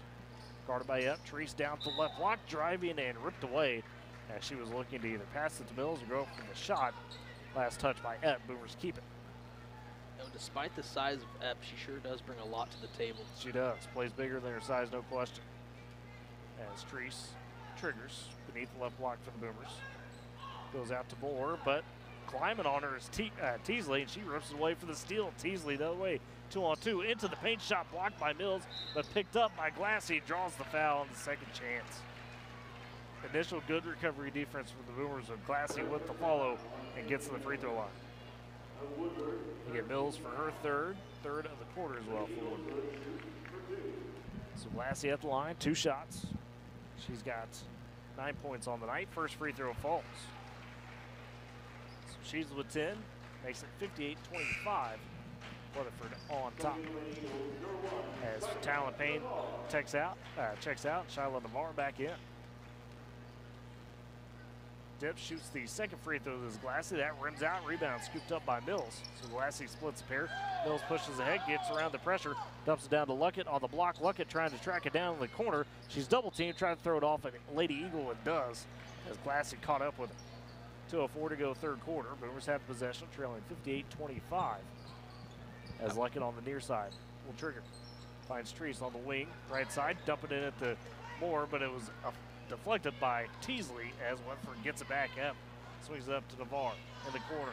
Teasley left side drives, kicks over right wing to Reese. Ruth up to Epp for the 3 straight away, got it. Rayleigh Epp with the 3, she's got 11. Makes it 61-25 in favor of Weatherford. Minute 35 to go third quarter. Boomers back the other way. Moore at the timeline double team. Goes to Treese right side trying to find Epp. And they say out of bounds back to Weatherford. Thought it was tipped momentarily for Weatherford, but not the case. As Reese Roof checks out, we see Avery Hahn for the first time tonight, sophomore for Weatherford, as Navarre takes the dribble. At the timeline, picked up by Luckett. Goes left side to Teasley, open, launches the 3, and that rattles in for Teasley. 24 points for Marley Teasley. As Boomers back the other way, pass is loose. Moore trying to pick it up, stolen by Hahn, but she's ripped out by Mills. Mills trying to give it to Moore and fouled on the floor by Hahn. So on the floor, Boomers will get the possession. Third foul in the quarter for Weatherford. Minute 7 remaining, third frame. Boomers trail 64-25. Moore triggers beneath the right block. Scanning, looking to pass, trying to find somebody. Counts on, throws it up top to Luckett. On the wing, right side, Luckett with the dribble. Guarded tightly by Epp. Goes to Moore beside her. Moore looking to attack. Finds Luckett open on the backside, off the glass, off the rim. It just leaks out. Rebound taken by Mills. Over to Luckett for the second chance, and it sticks. Lily Luckett with 7. Boomers trail 64-27. 45 seconds remaining third quarter. Top key to Navarre to Teasley. Left side to Hahn. Back up top to Navarre as a reset in the corner. To Epp cross court, left side. Teasley wide open for the 3, and that one runs out. Rebound fought for, and it gets tipped to Teasley. She drives, her shot affected by Mills. They say last touch by Weatherford on the loose ball. Back to the Boomers with 28 seconds remaining third quarter. 64-27. Boomers trail, but they haven't. Has got substitution for Weatherford. Talon Payne takes out Teasley. As Luckett finally receives the ball from the official beneath the right block. Gets it in to middle, guarded tightly by Navarre, double team in the backcourt, tries to find Treese, it's off her foot, and it's back to Weatherford with 22 seconds remaining in the frame. And Strickler inbounds for Lady Eagles in front of their own bench, finds Navarre, left side to Payne. Top to Kedat, 15 seconds. Back to Strickler, left wing, 12 seconds in the corner to Payne, top to Keita Hahn. 9 seconds to Navarre, left side, Payne with 7. Now she grabs the paint, tries kick, stolen away by Mendel on the cross-court pass. 3 seconds, 2. Mendel trying to get across the timeline and just slips on the floor as the double team was coming. And that's the end of the third quarter. Weatherford on top, 64-27. We'll take a break, come back for the final frame. You're listening to Boomer Basketball on Z92 and Boomer TV. Life never stops moving. Between the 30-minute commutes, daycare pickups, and that weekend trip to Grandma's, you're racking up the miles. What you need is a tire that can keep up, like the exceptionally long-lasting Michelin Defender tire. With an 80,000-mile warranty and the safety you expect, you can lose track of the miles and focus on what really matters, the memories made along the way. Stop in today at 2220 Main in Woodward to see your local Michelin dealer, Pipe Lanes Tire. Hello, I'm Jose Hernandez, and I have been using a wheelchair since my accident in 1995. I guess if I had one message for the general public, it would be that I appreciate your help. But please, ask first. I know you mean well, but I've actually got everything under control. And if I don't, I'll ask for assistance. People with disabilities just want the same respect and consideration as everyone else. This is a message from United Spinal Association. Download our disability etiquette booklet at unitedspinal.org. Set to begin the fourth quarter between the Weatherford Lady Eagles and the Woodward Boomers. Weatherford on top 64-27 after three frames. They won the fourth quarter 21-7. Weatherford has hit 12 threes in this ball game. Boomers start with the possession, begin the final frame. Mendel on the right side in the corner as gets to Treese, goes on the elbow to Moore. Moore trying to drive through a double team, puts it off the glass and in. So Riley Moore with 11, Boomer 29. Weatherford back the other way. Navarre across the timeline, goes left side to Hahn in the corner. New face for Weatherford as she finds Belia David. Working back up top to Navarre. David left wing takes it, guarded by Luckett. Goes to Strickler, right side, the freshman. Finds Hahn between the keys. As they work back to Navarre, guarded tightly by Mendel. Swing it back to David up top near the W.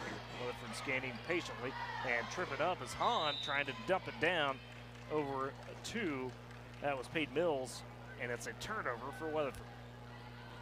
As the Eagles go with some of their twos.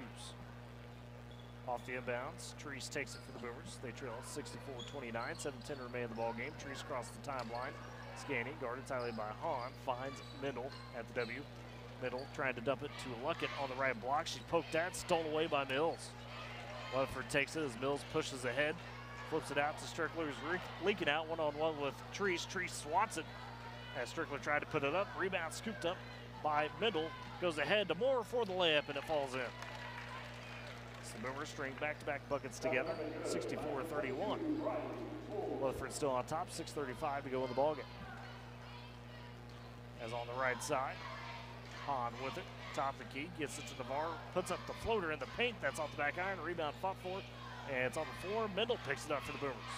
She's got the numbers 2 on 3 the other way, dumps down to Luckett off the glass from the right block, and it's in. Luckett with 9 for the Boomers, her and Moore combining for 22 of the 33. Mendel with 6 as well. 64-33, 6:10 to go in the ball game. Left side, Hahn takes it for Weatherford. They swing it to Navarre, right side, top key to David. Back to Hahn in the corner to Strickler. She's guarded by Moore. We're sticking with the man. Navarre top the key at the W, looking to attack, dumps it down to Mills on the baseline, tries to put up the runner of a layup. It's high off the backboard. Rebound taken by Mills, and she's fouled for the Boomers the other way. 5:47 left in the ball game as Navarre picks up her third personal foul, and a host of substitutions for Weatherford, a new 5.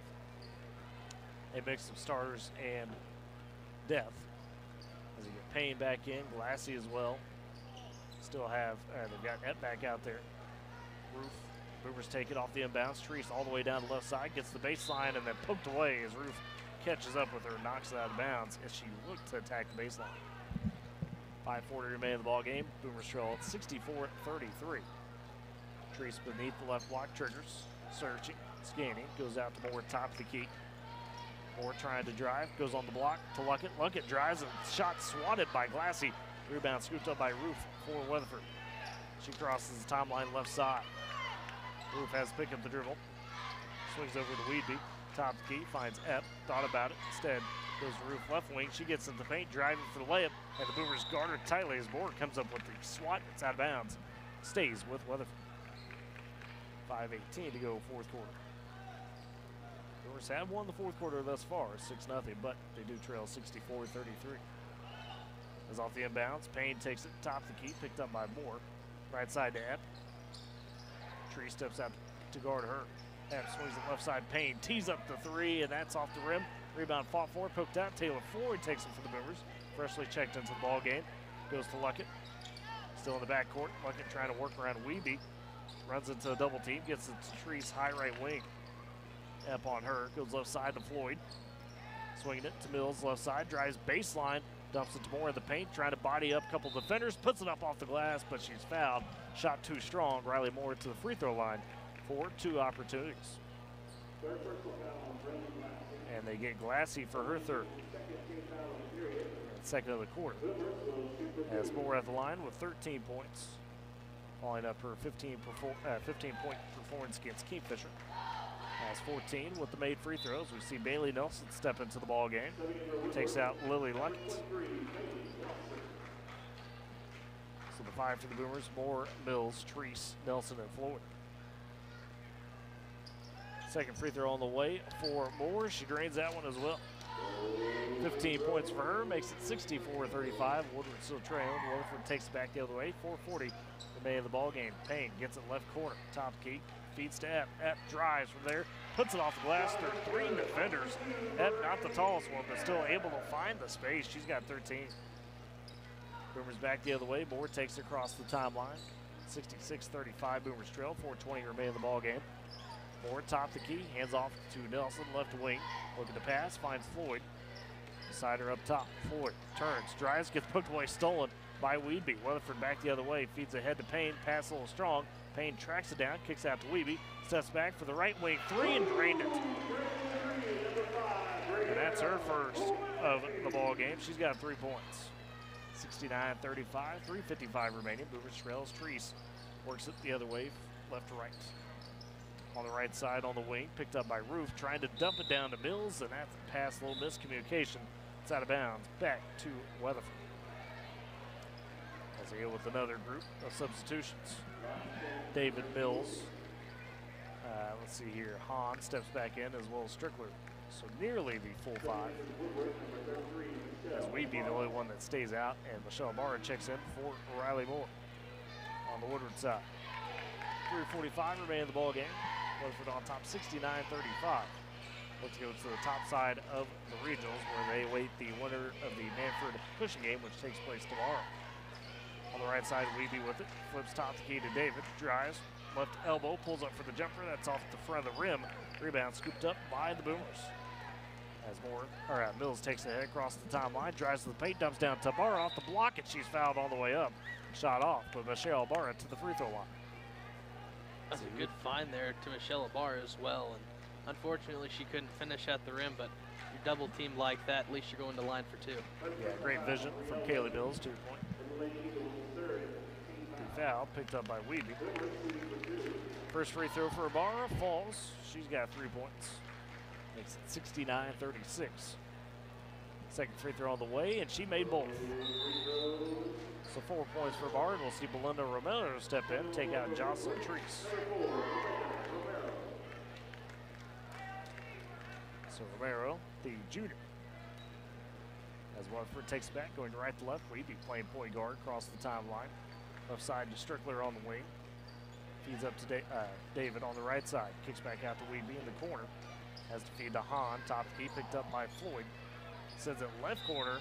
Mills almost got the steal, but knocked that out of bounds. Pass was intended for David. Weatherford keeps it with 3:04 remaining in the ball game and the 69-37 lead. As David in front of her own bench on the near side in the corner. Looks to inbound. Finds Hahn, left side. Hahn rolls around the top. The key goes to Weeby on the wing.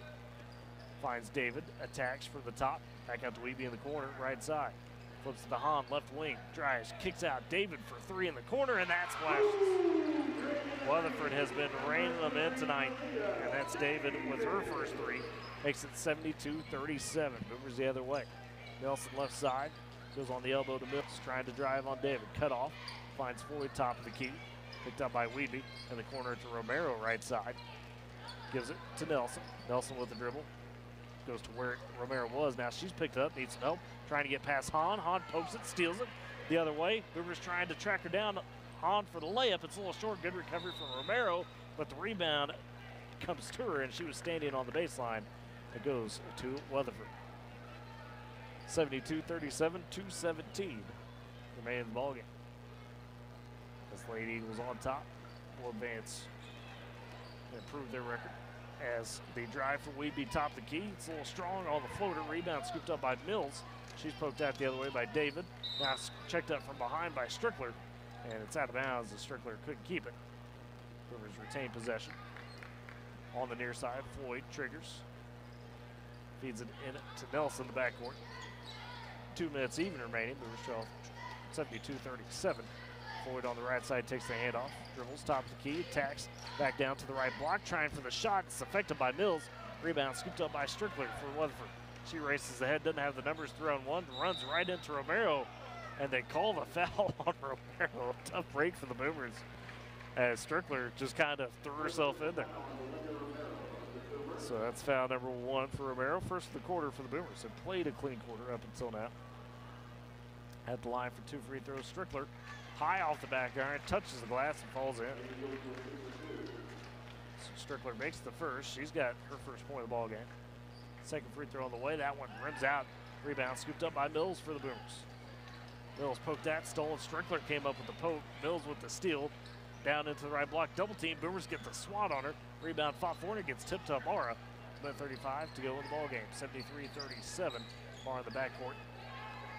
Boomers looking to push. As Floyd crosses the timeline right side. On the block, Nelson wide open for the layup and gets it in. They lost her on the backside, and Bailey Nelson with the bucket. Makes it 73-39. Minute 15 to go in the ball game. Weatherford still well in control. As Weeby top the key for the Lady Eagles. Goes right side to David. Trying to drive baseline, gets the block, cut off, angles back out. Weeby for the 3, right wing, that's too strong. Rebound scooped up by Floyd, and they say jump ball actually. Possession arrow gives it to the Boomers. With the minute 4 remaining. Boys in the tunnels, getting ready to come out for their game. As on the inbounds, Nelson taking it up for the Boomers. Across the timeline. Goes left side, has to pick up the dribble.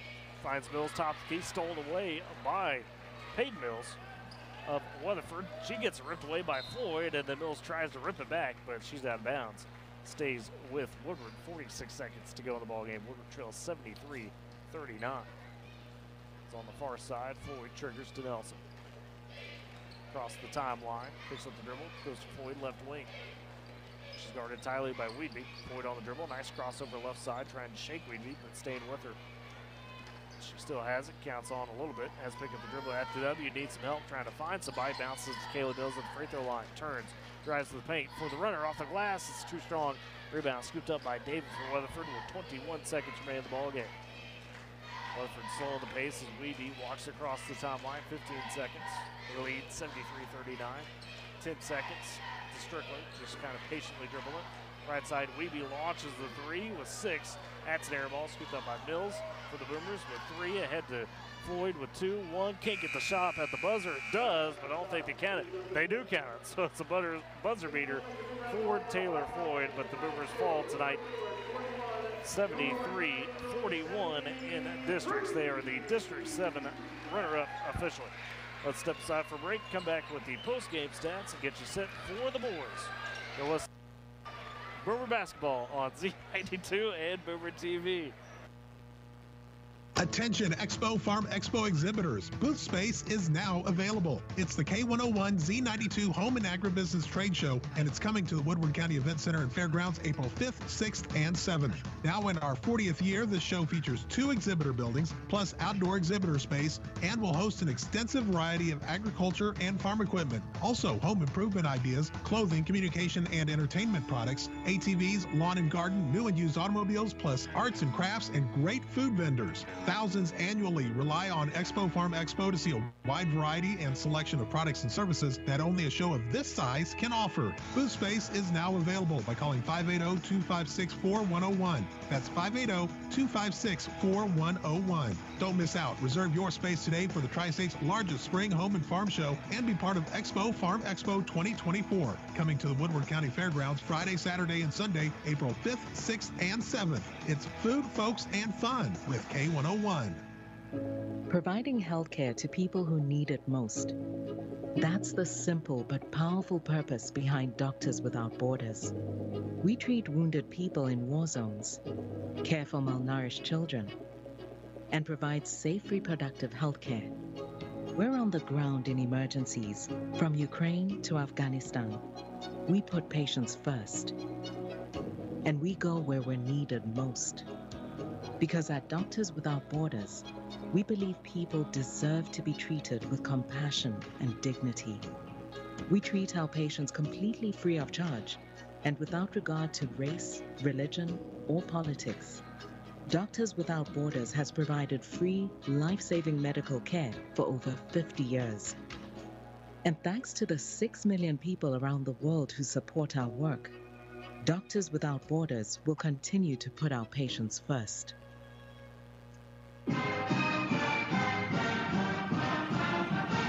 And welcome back to Boomer TV, Z92. It was Weatherford Blade Eagles taking it over the Boomers tonight for the District 7 Championship, 73-41. Let's take a look at the post-game stats. Marley Teasley led Weatherford with 24 points, had 4 threes as well in the ball game. A few others double figures. Braley up with 13, Reese Roof with 11, Brindley Glassy for 10, and Talon Payne had 8 of her own. Weatherford drains 14 threes as a team on the night. On the Boomer side of things, Riley Moore had 15 tonight, following up her 15 from the Kingfisher loss.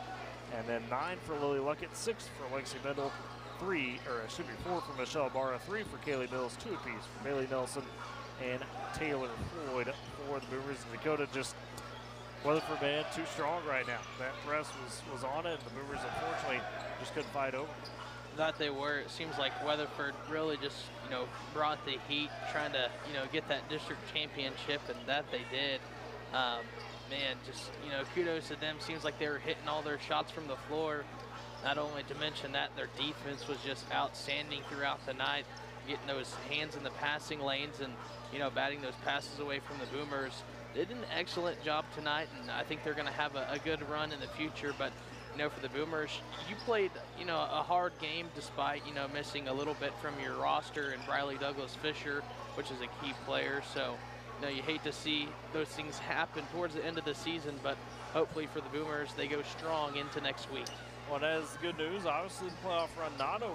They'll go into the regional on the bottom side of the bracket, meaning that you start out in the consolation. You cannot afford another loss should you want to continue the season if you are the Boomers. That being said, I think things get a little easier, at least to start the regional next week, as you await the loser of the Manford-Cushing game, and that will be played 1 o'clock in Cushing next Thursday. That's where we'll begin the regional journey for the Boomers. With that said, it's the boys up next as both teams taking the court, getting their warm-up shots in. Let's step aside for a break, come back, and get you set for that boys matchup. You're listening to Boomer Basketball on Z92 and Boomer TV. You tackle an endless to-do list every day. It may seem like a thankless job, but you know better. It's the little things that matter most. That's why you'll appreciate the enduring value of the Michelin Defender tire. Designed for doers like you, Michelin's longest-lasting tire keeps you on the go longer, so you have one less thing to worry about on your next road trip. Stop in today for miles of uncompromised safety and performance. Visit your local Michelin dealer, High Plains Tire, at 2220 Main in Woodward. Dear VetTix, it was nice to spend the night with my daughter and other veterans. It's so humbling to attend an event when you feel appreciated. I had a wonderful time with my family. Thank you for the memories, VetTix. Dear VetTix, thank you for a great experience and for your support of the military and veterans. Thank you so much, VetTix. Our family has gone through a lot the last few years, and this gave us a nice break. Every empty seat at a concert, game, or special event is a missed opportunity to say thank you to a veteran or a service member. By giving your extra tickets to VetTix, you'll help America's heroes reduce stress, strengthen family bonds, and create a truly happy memory that will last a lifetime. So when you really want to say thank you for your service, give the experience. Give the memory. VetTix. Give something to those who gave. For more information on how you can make a difference, go to vettix.org. My dad, he's a double amputee, and he's one of my favorite people in the world. To me, a hero is someone who fights for our country and freedom. My dad is a hero. Homes for Our Troops built this house, and my dad can get through the wide doorways. He can reach anything. Homes for Our Troops builds and donates specially adapted custom homes nationwide for severely injured post-9/11 veterans and enables them to rebuild their lives. Join our mission at hfotusa.org. And back at Weatherford as we get set for the boys matchup. The Boomers take on the mighty top-ranked Eagles of Weatherford for this District 7 championship. Break it down the matchup quickly as Weatherford 22-1 on the season. Their only loss to 5A's Crossings Christian at the time, top 5 team in the class. The leading men, the 4 big names you'll want to know. CJ Nixon, one of the top players in the state, not only in football, but a great basketball player as well. Ethan and Tate Sage, the junior twins, both standing at 6'6". Nixon as well at 6'6". And then Nate Rearman, the 6'6" senior, kind of a driving force in terms of getting everything set the table for the Eagles. Nixon almost on that 2K point mark just as a junior, Dakota. He is a whole show by himself, not to mention the other 3. You know, they are. We've got to see CJ Nixon kind of do it all, whether it be basketball, football. He's just an all-around athlete, multi-sport athlete. And, you know, you mentioned those Sage brothers. Man, those guys can really get it going, as well as Nate Rearman. So it's going to be an exciting game, I should say. The first time these two teams face on the season, the only time this far until tonight, was a 79-42 win for Weatherford. That was Woodward's second game of the season. Obviously, the lineup has changed quite a bit. Boomers have won 4 of the last 5 coming into this. But that being said, Dakota, really tonight it's about, hey, can you make sure you're not shying away from the challenge that is Weatherford? You know, the Boomers have, as you mentioned, faced this team before. And, you know, you take a look at what the girls did against Weatherford and what the boys did against Weatherford. I know they're 2 separate teams, but I'm kind of curious to see, you know, the point margin difference between both games on how, you know, they're going to finish throughout the game. I think winning the 4 out of the last 5, we're going to have some confidence in here, so maybe we keep this one a little bit closer. Yeah, a lot of confidence riding with the senior Ethan Neal for Woodward. Had 30 against Clinton a few weeks ago, followed that up with 21 against Kingfisher in the win Tuesday night to end that regular season. He's playing some great ball right now. Team really sharing it well, getting multiple guys in double figures each game, or at least near, talking 8-9 points. And that's, you know, across guys like Carter Reed, Connor Price, Connor Sunderland, Ben Sheep, Aaron Laredo, Gage Hutchins off the bench. He's got a lot in the mix. Well, just a couple minutes before we get to the starting lineups and opening tips, let's take one final break. And on the other side, we'll get you going between the Woodward Boomers and the Weatherford Eagles. You're listening to Boomer Basketball on Z92 and Boomer TV.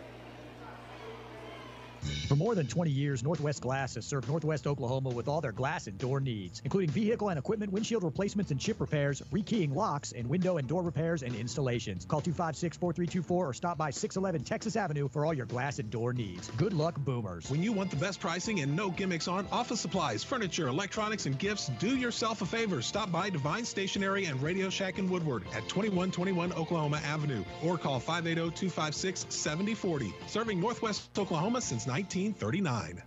Did you know that when you make time to do 3 simple things each day with your children, talking, reading, and singing, you're helping to shape and strengthen their brains for the years to come? I love to look at the pictures in a book and notice little details about the characters. I pause along the way to ask my child to wonder about how they might feel. When you ask open-ended questions like, what do you notice? Or what do you think will happen next?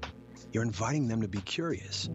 All these rich conversations help develop both their vocabularies and their thinking skills. And it's a great way for you and your child to bond and discover the world together.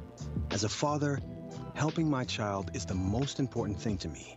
Each of us has the power to create a strong start for our children by talking, reading, and singing with them from the moment they're born, and help them to enter school ready to learn and succeed in life. Visit talkingisteaching.org for free tips, resources, and ideas on how to transform everyday moments into magical moments for learning. As a veteran of the United States military, I can finally get the opportunity to enjoy special events, things that we couldn't afford, thanks to VetTix. Every empty seat at a concert, a game, or a play is a missed opportunity to say thanks to a veteran and service member. We can give our veterans a special event where they too can create their own cherished memories. Visit vettix.org. Find out how you can make a difference in a veteran's life.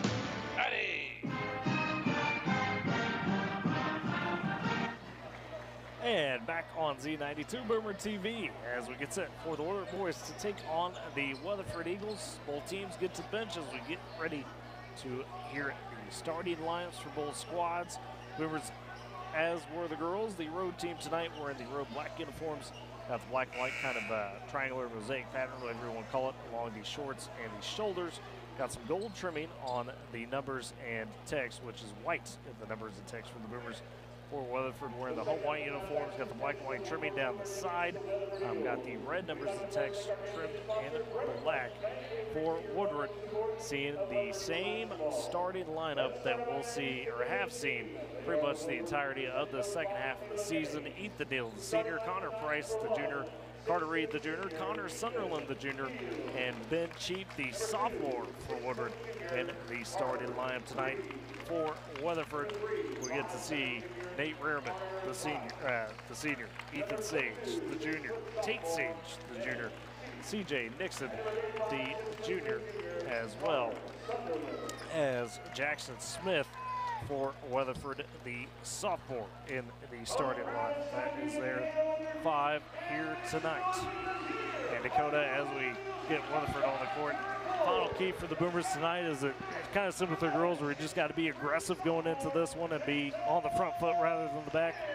Yeah, I would say that, you need to stay physical, through the entirety of the game, and, bring that intensity that they're bringing. These guys are going to come out trying to play hard defense and get a lot of shots going early in the first quarter. So if we can just, match the intensity going up and down the court and, just don't give up, hit your shots and don't force anything that you shouldn't. Weatherford coached by Derek Bull, of course, Boomers by head coach Kayla Gaines.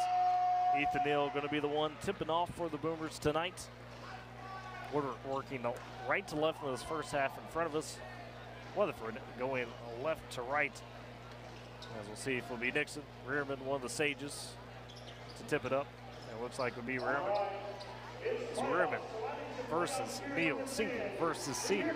Both teams still on the court, 8 minutes on the clock. The crowd into it as well, as they started to really pack up in those stands.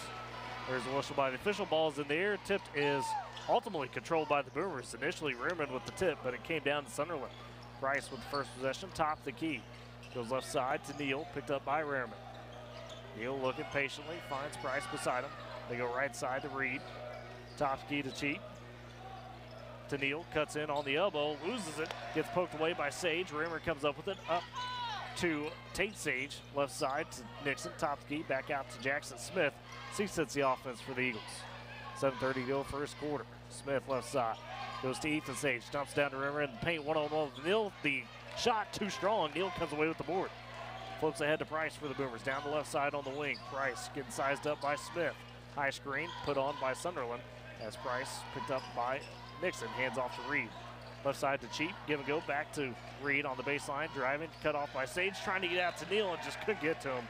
Turnover for the Boomers, back to Weatherford. Had the fingertip on there was Ethan Neal, but as you mentioned, just couldn't quite get the ball there. 7:05 to go first quarter. Jackson Smith with the dribble, the sophomore for Weatherford up the court, across the timeline. Hands off to Tate Sage, right side, dumps down to Ethan on the block. They work back out to Tate. Tate Sage, Nixon, top the key for 3. That rattles out. Hit the floor was Cheap. Racing over to pick up the rebound with Ethan Sage. Gets it, left corner for the 3. That's strong. Rebound tipped away from Nixon. Goes to Connor Price. Boomers get a couple stops. Flip ahead to Neal, left baseline. Price, left wing, tees up the 3. Off the glass, off the rim.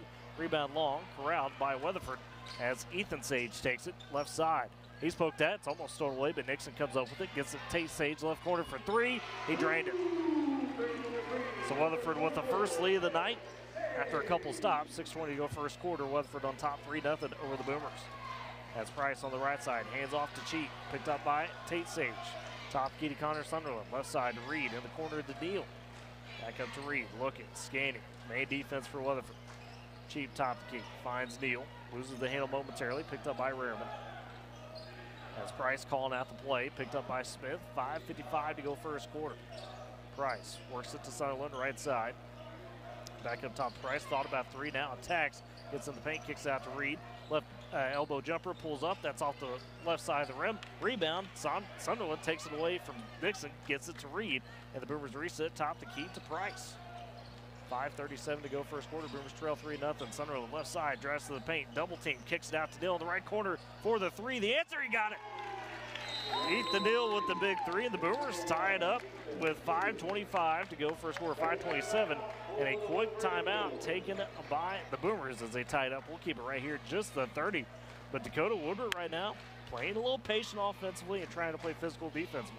That they are, and you know, you talk about a no-look pass behind the back from Connor Sunderland, and then the knockdown there by Ethan Neal.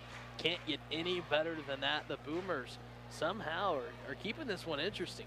Well, I think that the blend you're seeing, you got to slow down the pace a little bit on Weatherford, and you've also got to make sure you're not turning the ball over. Boomers right now, at least in the first couple minutes, playing a little patient, trying to make sure they're not rushing themselves. And you know, their defensive pressure that they're putting on around the perimeter, trying to, you know, get a swipe at those three-point shots is not bad, but when you have a guy that's 6'6" taking those three-point shots, it's a little hard. So out of the timeout, the Eagles with it as Tate Sage inbounds to Ethan Sage, back to Tate, who walks up the court for Weatherford, picked up by Carter Reed at the W. Right side to Smith, bounces it down to Nixon, one-on-one with Sunderland on the block, and Nixon just lost the handle of it, trying to turn. That's what we like to see, good pressure by the Boomers. So 3-all, 5:10 to go first quarter. As Price across the timeline, top the key, goes to Reed left side, gets the high screen, rolls around it to Neal on the wing, thought about the three, steps back, feeds to Reed top the key, nearly double team, trying to cut it to the paint, kicks out Sunderland left corner for the three, that rims out, rebound scooped up by Smith for Weatherford. Pushes ahead to Tate Sage. Left side to Rearman in the corner, dumps it into Nixon. Nixon for the layup. He just got the position and floated it in. Nixon with two and makes it 5-3. Weatherford on top, right side. Reed takes it, drives, cut off. Sunderland at the free throw line, pumps, goes up and under two defenders, trying to flip it home and rolls out. Good look by Sunderland, just couldn't finish. As Weatherford comes away with the rebound, pushing ahead, Tate Sage, right side, dumps it down to Nixon. He's double teamed, but hits a flashing Ethan Sage, and he lays it home. So 7-3 for Weatherford, a quick 4-0 run for them. 4:15 to go in the first quarter. Top key Price, right side to Neal. Gets the high screen, double team, finds Sunderland rolling off of it. He's in the paint, double team, trapped up, needs to get it out, finds Reed on the right wing, picked up by Ethan Sage. Reed trying to drive, spins, gets the block cut off. Sunderland, top key, fakes it. They work in the corner. Ben Cheap open for three, left side, drains it. And the Boomers find an answer.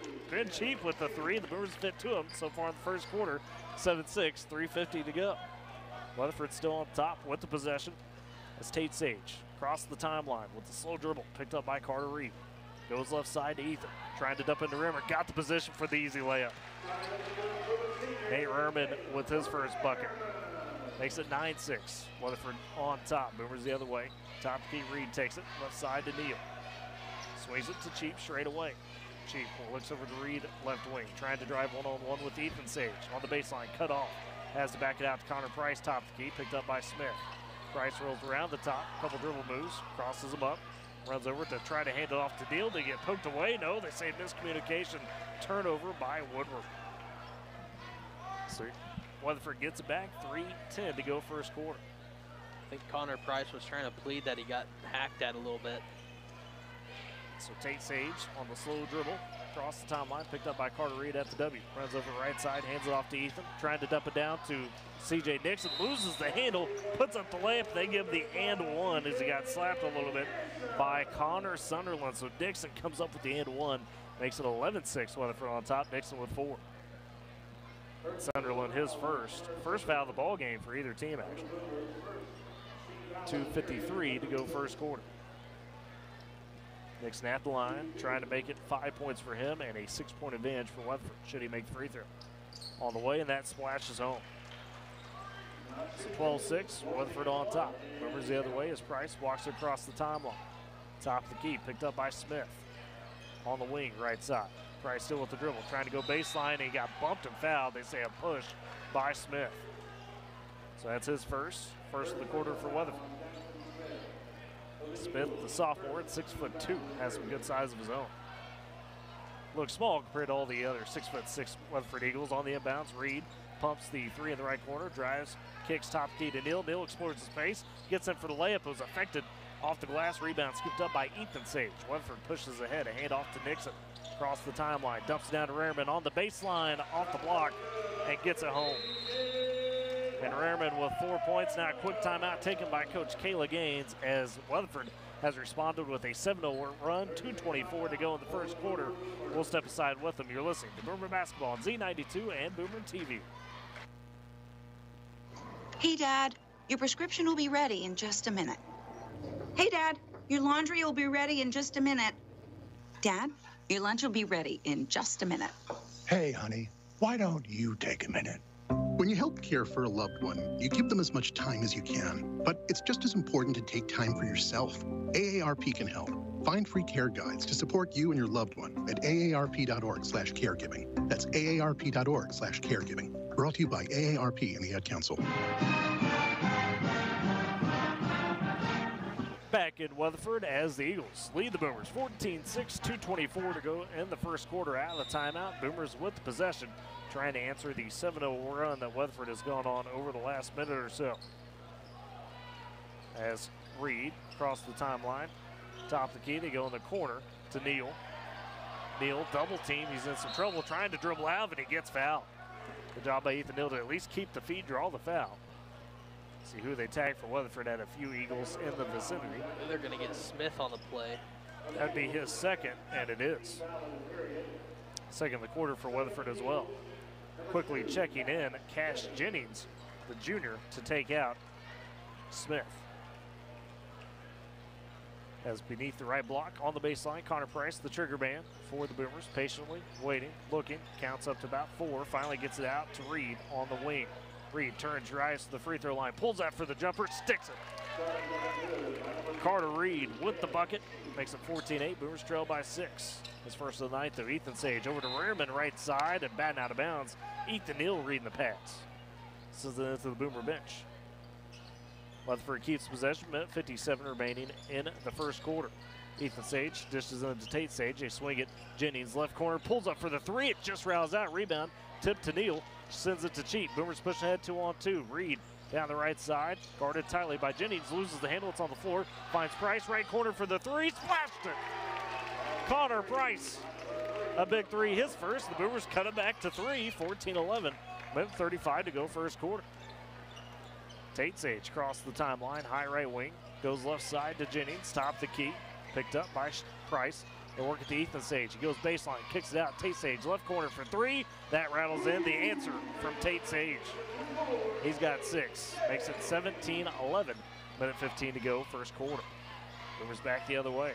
Price trying to size up across timeline. He's double teamed there. Finds Reed. It's a high pass. No, Rehrman steps in front, steals away for the dunk, and he got it. Nate Rehrman flushes it home, makes it 19-11. 58 seconds to go first quarter. Again, Price double teamed across the timeline. Just has a float into the paint. Stolen away by C.J. Nixon. Picked it off. Rehrman takes it top of the key. Left wing. Dishes it down the baseline to Tate Sage. Gets it for the layup. And a quick flurry by Weatherford makes it 21-11. 43 seconds to go in the first quarter. A quick timeout taken by the Boomers. A full in Dakota. So we got to be careful with Weatherford, where you just give them that slight edge and they start taking it. Yeah, they do. And it seems like, you know, just one simple turnover just creates a spark there for the Eagles, and that's what they needed, and then they ended it with a 3-point shot after that. So Boomers, you know, probably a smart timeout there by Coach Kayla Gaines to, you know, reevaluate what we got going on right now, and then hopefully out of this timeout, I know there's still going to be about a minute left, maybe 50 seconds, I don't really know. And then got about, I think it's 43 seconds is where we're at. We have the timeout. Rest of the first quarter here, see if we can, you know, get a drive going. Definitely so. And, you know, credit to the Boomers in this first quarter so far, other than this last little minute flurry, have tried to play some patient ball, try to be smart with it, although they're going to have to make an adjustment because now as soon as Connor Price has got across the timeline, last 2 possessions, they've instantly trapped him in that corner. I think once we, you know, hit those 3-point shots and, you know, got back into this ball game when we made it 11-14, Weatherford since then kind of, you know, walked down on defense a little bit, and they're starting to play it real tight. Now the timeout, Boomers with it, 43.7 seconds remaining in the first quarter. As Reed below the left block, inbounds it to Connor Price. We'll walk it up. See how the Boomers try to adjust to Price, nearly get double team across timeline. Reed Oh, they say traveled with it at the timeline. That was kind of a interesting call. Reed took the pass, was looking to bounce it right back to Price. And I guess they say he drug his foot. So on the inbound, Cash Jennings throws into Tate Sage. 30 seconds remaining first quarter. Tate Sage across the timeline, looks to attack the paint, gets the block, cut off, back out to Ethan Sage, left wing for three. It's well short. Rebound taken by Sunderland. Flips ahead to Neal for the Boomers in the corner to Reed. Reed crowds it down, tackled by Tate Sage in the corner to Cheap. Top key Price launches straight away for three. That's short off the front of the rim. Cheap trying to track down the rebound, but it bounces as Ethan Sage threw it off a Boomer. With 9.8 to go in the first quarter, Weatherford gets it back. Nixon takes the inbounds, lets it roll, clock runs. Nixon across the timeline with 5-4, gonna pull up straight away for three, for two, and he nailed it. CJ Nixon ends the first quarter with a bit of a tough three straight away. Makes it 24-11 after one over the Boomers. Let's step aside for a break, come back for the second quarter. You're listening to Boomer Basketball on Boomer TV and Z92. Life never stops moving. Between the 30-minute commutes, daycare pickups, and that weekend trip to Grandma's, you're racking up the miles. What you need is a tire that can keep up, like the exceptionally long-lasting Michelin Defender tire. With an 80,000-mile warranty and the safety you expect, you can lose track of the miles and focus on what really matters, the memories made along the way. Stop in today at 2220 Main in Woodward to see your local Michelin dealer, Pipe Lanes Tire. Parenting is hard. Technology can make it harder. The Family Media Plan developed by the American Academy of Pediatrics helps make it easier. Go to healthychildren.org/media plan to set the media priorities and create the media plan that's right for your family. Raising kids in the age of screens is easier when you have a plan. Go to healthychildren.org/media plan today. That's healthychildren.org/media plan.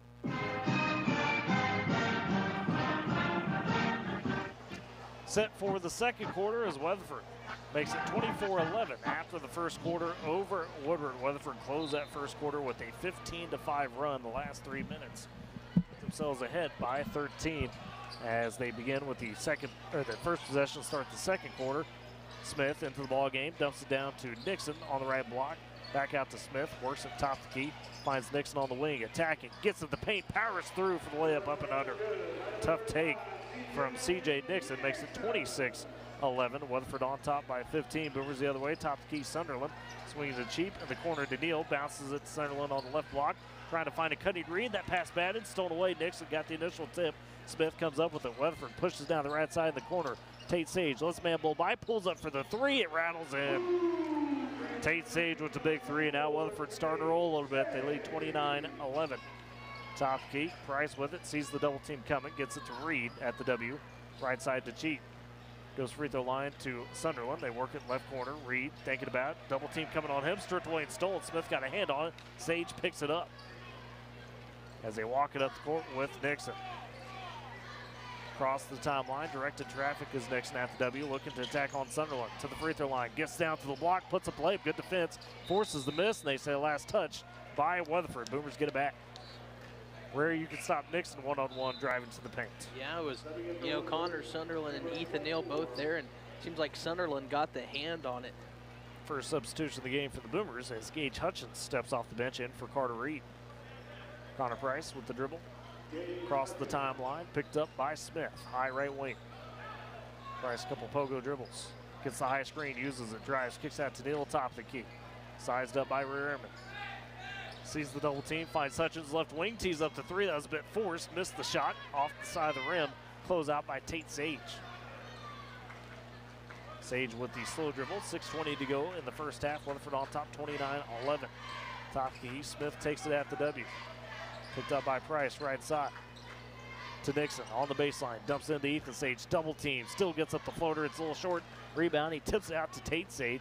Weatherford extends the possession on the left wing, gets the high screen from Ethan. Tate Sage trying to drive below the left elbow, cut off. Rearman dumps in to the baseline, pulls up for the jumper, left side, and sticks it. Rearman with 8 of his own. Weatherford just like that on top by 20, 31-11. Price across the timeline, top of the key for the Boomers. Goes to Sunderland right side. checked up by Nixon. Sunderland trying to drive, gets to the block, stops, kicks out to Cheap. Right corner, back to Sunderland on the wing, pulls up for the three, it's short. Rebound tip back to Cheap as the Boomers extend the possession. Cheap pulls off, that's off the front of the rim. Rebound though, again, picked up by the Boomers. Gage Hutchins kicks it to Price, left corner. Trying to drive baseline, scoop out to Neal, top the key for three. That's off the side of the rim, rebound fought for. Sunderland comes up with it, but they say jump ball, possession arrow, gives it to Weatherford. You know, that was a really good fight there underneath the basket. And a good possession there by the Boomers, just unfortunately couldn't convert it into some points. Yeah, Boomers thought they had it. Thought it was a loose ball foul, but unfortunately it is a jump ball. But you like the effort, like I said, for the Boomers. Oh, nope, they changed it. Okay, possession arrow. They just didn't say a foul, so they said possession arrow, keep that with the Boomers. So Boomers keep it. Price inbounds to Hutchins, left corner to Neal, off the inbounds, finds Sunderland wide open on the block. Good ball movement for the Boomers. Sunderland with his first basket. 31-13, 5:10 to go in the half. Weatherford on top, Nixon across the timeline at the W. Goes right wing to Ethan Sage, trying to drive, sees the double team, kicks out to Rehrman in the corner left side. Rehrman back up to Smith, top of the key. They work it over to Hunter Nelson, who's in the ball game for the first time. Ethan Sage, cross court right side to Nixon. On the baseline, Nixon for the jumper, it's a bit strong.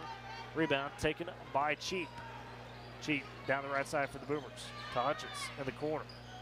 They swing it left side. Price on the wing, trying to drive, angles in, trying to dish over to Hutchins. Kicks out to Cheap right wing. Thought about the three, instead feeds it to Neal. To Sunderland. Down inside, Hutchins pass batted a bit, has kick it back out. Price gets it left side, ball high, but he collects it. And now he's bodied up by Nixon, trying to force the turnover, and they got a loose ball foul on the floor. Is it on the Boomers or is it on the Eagles? I think it's on the Eagles. As they get Hunter Nelson. So that's his first, team first of the quarter as well. Boomers still keep it, trailing 31-13, 4:19 to go in the first half. Cheap will have the inbounds, or trigger on the inbounds for the Boomers. Beneath the left block. Looking, tries to go in the right corner to Price. Nixon steals it away, saves it. Rehrman picks it up for Weatherford, 2-on-2 the other way. Rehrman left side, backs it out, doesn't like the numbers. Nixon top the key with hands back off to Rehrman. Dribbles left side, now to the top key. 4 minutes remain in the half. Weatherford up 31-13. Rehrman drives, kicks out for the three. Too strong for Nelson. Rebound taken by Smith for Weatherford. Kicks out to Rehrman, right corner for the three. That's too strong as well. Neal comes up with the board for the Boomers. Flips head to Cheap, pass a bit long, but Cheap tracks it down and collects in the right side. They go top key to Price. Swinging it left corner to Hutchins, picked up by Rehrman. Waiting to pass, finds Cheap. Price beside him, top of the key. He scans, trying to direct traffic, hands it off to Neal. 3:30 to go in the half. Boomers trail 31-13. Trying to dump it down to Sunderland. Do they say out of bounds on the Boomers? They do, as Sunderland thought he was fouled. Nixon just kind of swapped around him. Unfortunate there for the Boomers. So Tate Sage back into the ball game, as well as Cash Jennings for Weatherford, as Ethan Sage and Rehrman set. Jackson Smith across the timeline for Weatherford. Goes high left wing to Hunter Nelson. Swing it back up to Cash Jennings, trying to dump it down to Tate Sage. Pass way too strong, out of bounds. Goes back to the Boomers. 3:14 remain in the half. They lead, or Weatherford does, 31-13. Woodward takes the possession, trying to cut into the deficit. As Price across the timeline, top of the key. Goes to Hutchins, left side, gets the high screen, can't use it. Price on the right side, gets the high screen from Neal. Works it top of the key with the dribble. Down to the left corner, bounces down to Neal on the block. Kicks out up top to Sunderland, right side. Guarded by Nixon, spins around him, drives for layup off the glass and in. Sunday, woo! Talk about the footwork. 4 for Sunday, 31-15, 2:35 remaining first half. Nixon back the other way into the paint through 3 defenders. Sunderland tried to get the charge to no avail. Nixon nails it, he's got 12. Boomers back the other way, 33-15. Top the key cheat. Picked up by Tate Sage. Hands off to Price. Scanning, some off-ball movement. Finally goes to Sunderland, top the key. Sunderland trying to drive, almost walked with it. Gives it to Cheap. Out to Neal. Straight away, Neal gets the high screen. Sees the double team, flips it down to Sutherland. He's checked there and bumped over by Jennings. No call as it flips ahead to Nixon. Drives, kicks in the left corner. 3 on the way from Smith, and that splashes home. Jackson Smith with his first basket of the night makes it 36-15. Weatherford on top by 21. Minute 50 to go in the first half. Price on the right side for the Boomers. Splits the double team, goes into the baseline, kicks out to Sutherland up top, back over to Price. Left corner, thought about the 3 instead, tried to dump it down to Sutherland. The pass off the mark, back to Weatherford. So the Eagles take it right back as Ben Cheap checks out. See Carter Reed back into the ball game for the Boomers. He sat for a minute or so. 35 to go in the half. Weatherford with possession. The slow dribble from Jackson Smith as he goes across the timeline. Right side to Ethan Sage. In the corner it's Tate Sage. Back up to Smith, top key, drives free throw line, pulls up for the quick jumper. That's off the back iron. Rebound though secured by Cash Jennings. Kicks it out to Rehrman in the paint. Rehrman exploring, kicks out to Tate Sage, pulls up straight away, a deep 3. Heat check, it rims out. Ethan Sage, the fall through a couple times and pokes it in. He's got 4. Makes it 38-15. Boomers trail. Price back the other way with minute to go first half. Top key Reed takes the pass from Price and a whistle and a foul. Is it offensive or defensive? Looks like it's on the Eagles and it's on Ethan Sage. Or Tate Sage, excuse me. As it was to Tate Sage. So that's his first. And the second of the quarter for Weatherford. The Boomers keep it. Below the left block, Price inbounds high to Carter Reed. Back over to Hutchins in the corner. Hutchins loses the handle. They say out of bounds back to Weatherford as Hutchins can't quite handle it. So that's a turnover. 54 seconds remain in the half. Weatherford on top 38-15, looking to push their advantage on the possession. As Tate Sage hands off to Cash Jennings. Walks up the court across the timeline. Sage Canning goes left wing to Tate Sage. Or Jennings does, down to Ethan Sage on the baseline. His shot blocked by Neal, but he gets it back. Sage, again, second opportunity, way too strong. Rebound fought for underneath. Got a whistle and a foul on the loose ball. Looks like they got Gage Hutchins. That's his first. First of the quarter for the Boomers. They played clean up until this point. As Tate Sage beneath the right block on the baseline, the trigger man. Throws it into Ethan Sage, working on Neal. Spins, loses the handle of the paint. Picked up by Neal. 2-on-2 the other way. Neal trying to dribble around Jennings and a whistle and a foul before Neal could drive it to the basket. Probably a smart foul from Cash Jennings. His first, third of the quarter for Weatherford. 30 seconds remain in the half. Boomers trailing 38-15, trying to chip away at this deficit. CJ Dixon checks back into the ballgame for Cash Jennings. So on the far side, Carter Reed triggers for the Boomers. Goes top the key to Neal, to Price beside him. Picked up by Jennings. Left side, Reed takes it in the corner, trying to drive, poked that, stolen away by Ethan Sage. Flips it to Tate Sage, 20 seconds to go in the half. High right wing, Tate Sage with it. Picked up by Carter Reed, 17 seconds. Weatherford leads 38-15. Tate Sage trying to drive, and they say a foul on Carter Reed. His first. Second of the quarter for the Boomers. That's with 14 seconds remaining. So Weatherford keeps possession. Tate Sage right beside Coach Gaines inbounds to, or Ethan Sage inbounds to Tate Sage. Top key to Nixon, trying to zip into the rim and pass the bad. Stolen by Sunderland with 10 seconds. Trying to push ahead for the Boomers. Gets it right side to Reed with 6. Top the key to Neal with 5. Down in the paint to Price, trying to get it, but it's knocked away by Weatherford with 2.2 remaining in the half. 38-15, Boomers trail. I have a quick opportunity for a shot in front of the Weatherford bench as Reed, the trigger man. Sends out to Price, left wing, deep 3 all the way at the buzzer, and that's off the back iron. Comes up empty, and the Boomers go into the locker room trailing 38-15 at the break to the top break Eagles. Let's step aside for a break. Come back for the halftime. You're listening to Boomer Basketball on Z92 KMZ FM Woodward and Boomer TV. Need to pay the babysitter, but don't have enough cash? Use Zelle, located in the Bank 7 mobility app, to send money from your account to someone else's within minutes. With an email address or phone number, you can directly pay anyone you trust. Zelle is fast, safe, and free. Visit bank7.com for more details. Data rates and transfer limits may apply. Member FDIC. I'm a wife and the mother of 2 kids, and I've got a good job. Bye, Mom. See you, Mom. A pretty important job. Because of my family and my job, I really care about this neighborhood. It's a good neighborhood. Yes, there's some crime. And when I drive to work, like now, I realize that some people here don't trust the police. So the police should be reaching out to this community, and this community should reach out to the police. That's the way to make this a safer place. And when I get to work in the precinct house and put on my uniform, I can tell you, as a police officer, that this department is reaching out to the community, and the community is doing its part. We're building partnerships. This should be happening everywhere. This is how we can all be safer. Get involved. Start the conversation. Start the conversation and help stop crime. To learn the 5 things you can do, go to ncpc.org/prevent violent crime. A message from the National Crime Prevention Council and the Bureau of Justice Assistance. My son Aiden has asthma. Secondhand smoke has triggered his asthma so bad to the point where he had to end up in the emergency room. And he has spent multiple nights in intensive care. Now he's on a whole bunch of medications. My tip to you is, don't be shy to tell people not to smoke around your kids. 4 out of 10 U.S. kids are exposed to secondhand smoke. If you or someone you know wants free help to quit smoking, call 1-800-QUIT-NOW.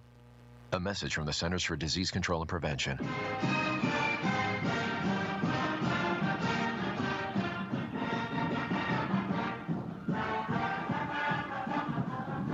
Back on Z92 Boomer TV, Dakota Wagner and Tyler Riggs with you at the half as Weatherford on a top order, 38-15. Let's take a look at some of these halftime stats.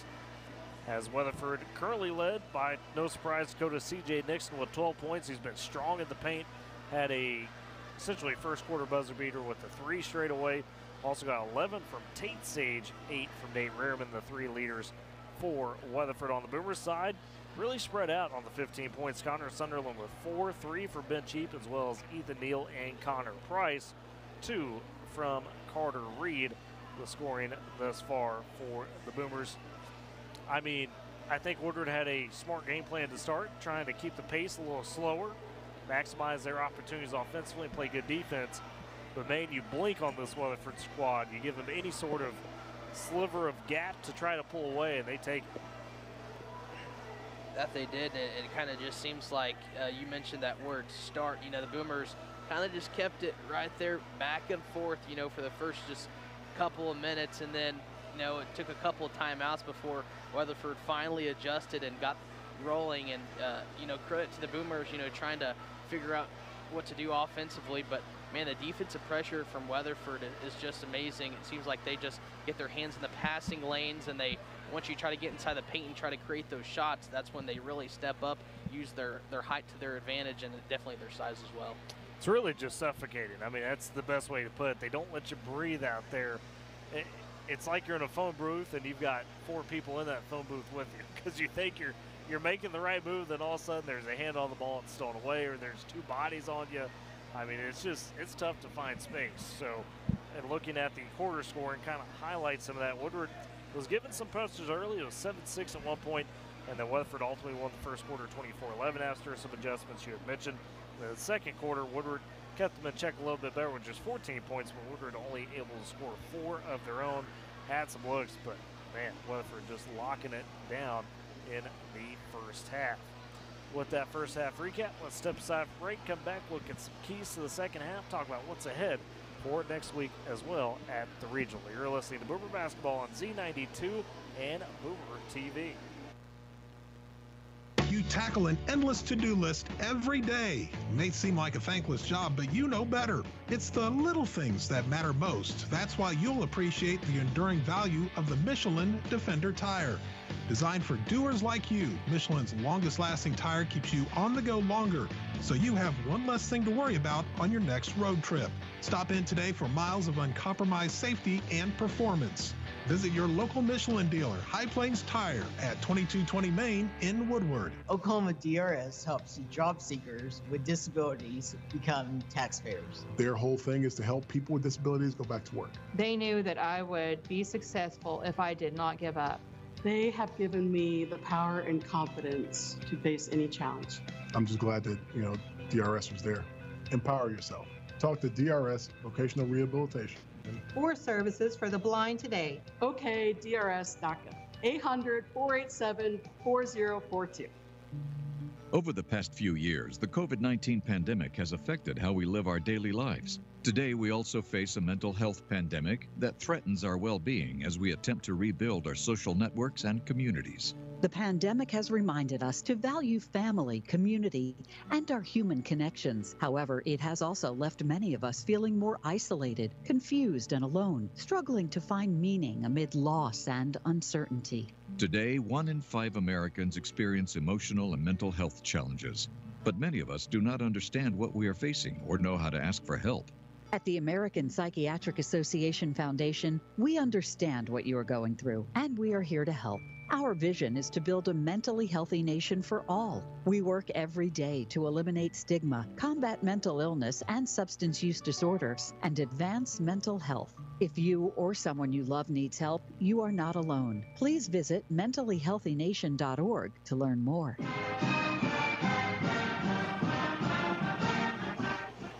And just a minute or so away from getting the second half underway in Weatherford as the Eagles lead the Boomers 38-15 at the break. Dakota, looking at some of those keys to the second half for Woodward. I mean, is it just continue to maybe try to replicate that first half in the first quarter where you're keeping the pace in check and also just playing smart basketball?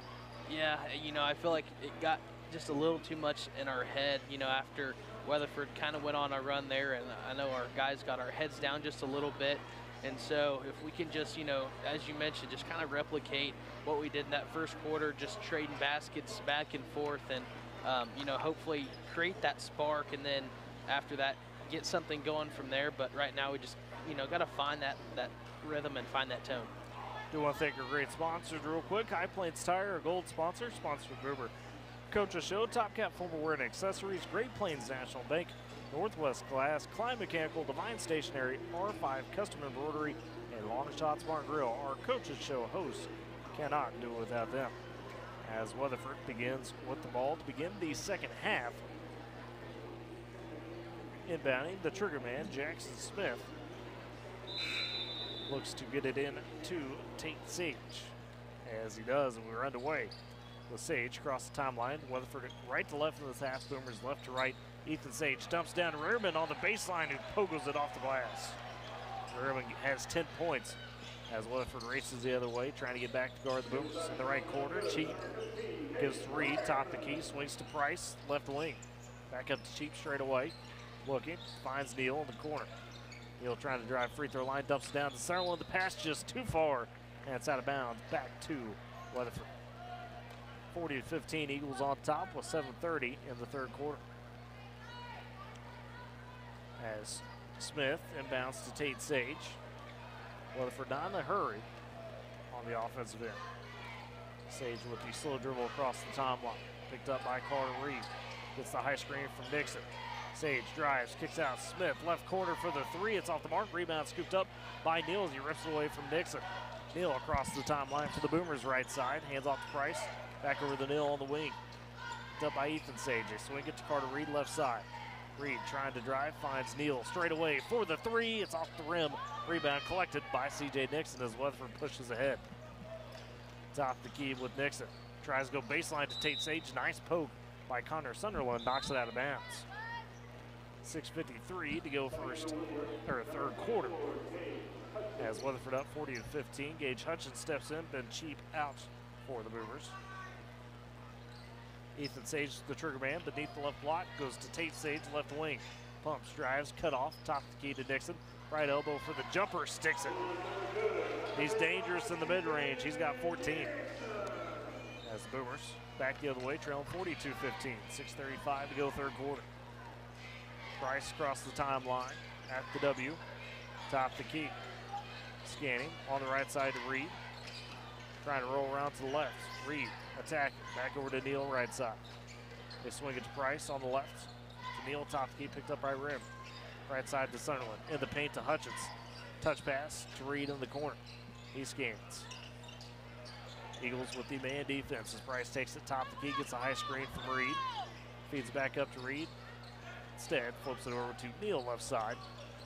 Neal cut off, feeds over to Price, left wing. Thought about the shot instead, works around the top. Finds Neal in the corner. Boomers again swinging around perimeter. Reed trying to drive, poked at, stolen away. Nixon with the behind the back dribble, loses the handle, but still feeds up to Tate Sage for the dunk. Tate Sage with 13. Makes it 44-15. Boomers back the other way, trailing. 5:35 to go third quarter. Top the key, Reed. Scanning. Has the dribble. Hands off to Price.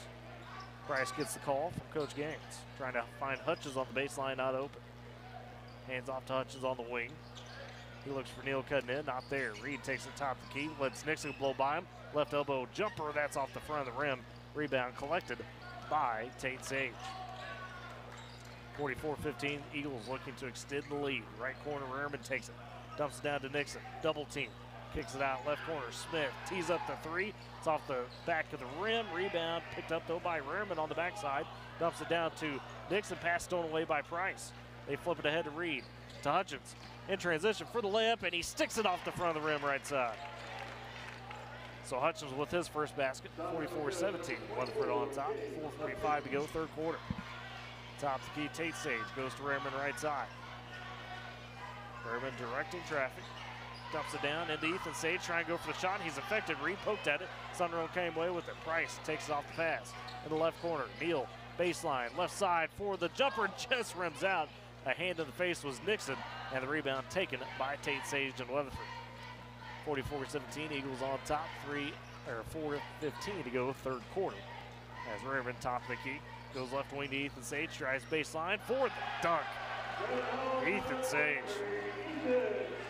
He's got 6, makes it 46-17. Boomers back the other way, trailing. 4 minutes left, third quarter. Top the key, Price. Left side to Reed. Looking to Neal. And they work it over to Hutchins right side. Blitz back up top to Reed. Thinking about it. Now with the dribble. Picked up by Ethan Sage. Reed walking over to the right side. Explores to the free throw line. Cut off to Sunderland. Top the key to Neal. Boomers reset. Back to Sunderland. In the corner to Reed. Trying to angle in. Finds some space. Lets man blow by. Pulls up for the right elbow. Jumper off the glass and in. I thought he thought it was going to go off the side there, but it banks in. Nice shot for Reed. He's got 4. 46-19. Boomers trail. 3:25 to go third quarter. Weatherford with it. As Nixon walks it up the top of the key. Over to Tate Sage right side. Trying to drive for the runner, and it's affected by Carter Reed. Good defense. Sunderland picks up the board. Price takes it. Didn't want to hit the leak out of Hutchins. Price top the key. Trying to angle in to the paint. On the block. Backs it out to Sunderland. Sunderland trying to get to Reed. Pass a little lazy. Tate Sage seals his way. Goes for the dunk again. He's got 15. Makes it 48-19. 2:55 to go third quarter. On the right side, Hutchins takes the pass from Price. Trying to drive in the paint, cut off to Sunderland. Left wing for the three in rhythm. That's too strong. Rebound scooped up by Rehrman. As Rehrman with the slow dribble across timeline. Timeout taken by Coach Bull of Weatherford with 2:43 remaining in the third quarter. We'll step aside with them. You're listening to Boomer Basketball Z92 and Boomer TV. A fraction of a raindrop, 3 grains of salt. At up to 100 times more potent than morphine, the tiniest amount of illegal fentanyl is all it takes to cause an overdose. Fentanyl can be mixed into heroin, cocaine, pressed pills, meth, and other drugs. It could be in your drugs, and you wouldn't be able to see it, taste it, or smell it. Learn more at cdc.gov/stop-overdose. Back at Weatherford, the Eagles on top of the Boomers, 48-19, 2:43 remaining in the third quarter. Weatherford so far to start the second half, beating Woodward 10-4 in this frame. As out of the timeout, Weatherford with possession. Coach Bull wants to talk some over real quick with his Eagles. Nate Rehrman, far side. The trigger man gets into Tate Sage. We're back to action. Sage checked by Reed, goes right side to Rehrman. Gets the high screen from Nixon, trying to dump it down to Nixon on the baseline. He wasn't there. Miscommunication, turnover for Weatherford. As Boomers get it back out of the timeout, essentially, after the turnover. Reed feeds Price on the slow dribble. Looking across the timeline, goes high right wing to Hutchins. Top key to Price. Over to Reed, rolls around the top on a screen, free throw line, pulls up for the jumper, it's off the front of the rim. Rebound fought for, it's loose, who touched the last? They say Hutchins. And Weatherford gets it back, but Hutchins get a little bit of applause for his effort, scrambling for it. So Eagles take it back with 2:15 remaining, third quarter. Nixon playing the point guard, feeds it ahead to Sage, across the timeline. Picked up by Hutchins. Top key, right wing to Rehrman, dumps it back down to Tate Sage on the give and go, and he puts it off the glass and in. Just bodied his way in. He's got 17. He's starting to heat up. He is in the second half. On the right side, Reed with it for the Boomers. Goes top key to Hutchins. To Price on the right wing, driving, kicking to the corner to Reed. Rolls into the elbow, trying to go up and under. Instead, backs out. They work it to Neal. Left side to Reed, who tried to take the hand off, but Neal had to collect. Goes to Hutchins right side. Hutchins feeds to Reed, top the key, left wing to Price. Picked up by Cash Jennings. Price up to Reed, straight away, pulls up for the three, bit of a heat check off the side of the rim, picked up by Tate Sage on the backside for the rebound. Weatherford slows it up, minute 20 to go third quarter, 50-19, the Eagles on top. Sage across the timeline, right side to Rehrman. Gets high screen from Nixon. Rehrman thinks about pulling up for the three instead. Top key to Tate Sage. Hutchins trying to steal it away, and they say last touch by the Boomers. One official had Boomer ball, the other official had Weatherford ball, and the official on the near side overrules the far side official. Looks like they're going to say maybe Tate Sage or Ethan Sage, can't tell which point is which, that tapped it out of bounds. So Ben Cheap checks in for Carter Reed. The Boomers do get the possession. Connor Price across the timeline left side, trying to attack on Cash Jennings. Gets to the baseline, has angled back out. Finds Neal at the free throw line. Neal cut off to Sunderland, top of the key, right side to Cheap on the wing. Cheap scanning, picks up his dribble, finds help in Connor Price at the W. 45 seconds remaining third quarter. Picked up by Cash Jennings. Feeds right side to Cheap on the wing, scanning. Back up to Price straight away. Pumps the three, trying to drive past, gets the free throw line and fouled as he was looking to dump down to Connor Sunderland. See who they get the foul on. They're going to get it on number 2 here for the Eagles. Cash Jennings, his second. First of the quarter for either team. As Ethan Sage, Jackson Smith check in for Tate Sage and Nate Rehrman. You know, and it seems like in this ball game, it's been, you know, a foul the last 30 seconds every quarter. And in the inbounds, Connor Price takes it left corner, tees up the three for some space, and he nailed it. Connor Price drains it, his second, but it's 50-22, Weatherford on top. 24 seconds remaining third quarter. High left wing, Smith holding the ball with 19, up to Nixon with 15 as he checks the clock. Looking to hold, nobody get to guard him. 10 seconds, continuing to hold. Waiting to trigger. Now he goes with 8. Trying to drive on Sunderland with 7. Right elbow, leans, pulls up for the jumper, nailed it. He is muddy from that spot. Nixon with another one, and that's the end of the third quarter as the Boomers trail 52-22 heading into the final frame. We'll step aside for break, come back for the fourth quarter. You're listening to Boomer Basketball on Z92 and Boomer TV. You control which statistic you become. We all know making changes can be hard, but even small changes can help prevent you from being one of the 3 in 5 Oklahomans who die from chronic diseases like heart disease and cancer. Start small by adding in daily exercise and balancing your diet. Avoid tobacco, and most importantly, visit your healthcare provider for regular checkups. You can help build a healthier, stronger Oklahoma. Talk to your healthcare provider, and for more tips, visit oklahoma.gov/health. The Age of Reason took place over 200 years ago. Truth, reason, and tolerance thrived and even shaped the U.S. Constitution. Now those building blocks of democracy are under attack. Big tech social media billionaires allow disinformation, and hate to hurt our children, polarize us, and cause violence and terror in our communities. Online lies and hate affect everything, everyone, everywhere. Be a part of the change. Help defend our democracy. Go to counterhate.com to learn more. Set to begin the fourth quarter in Weatherford as the Eagles lead the Boomers 52-22 heading into the final frame.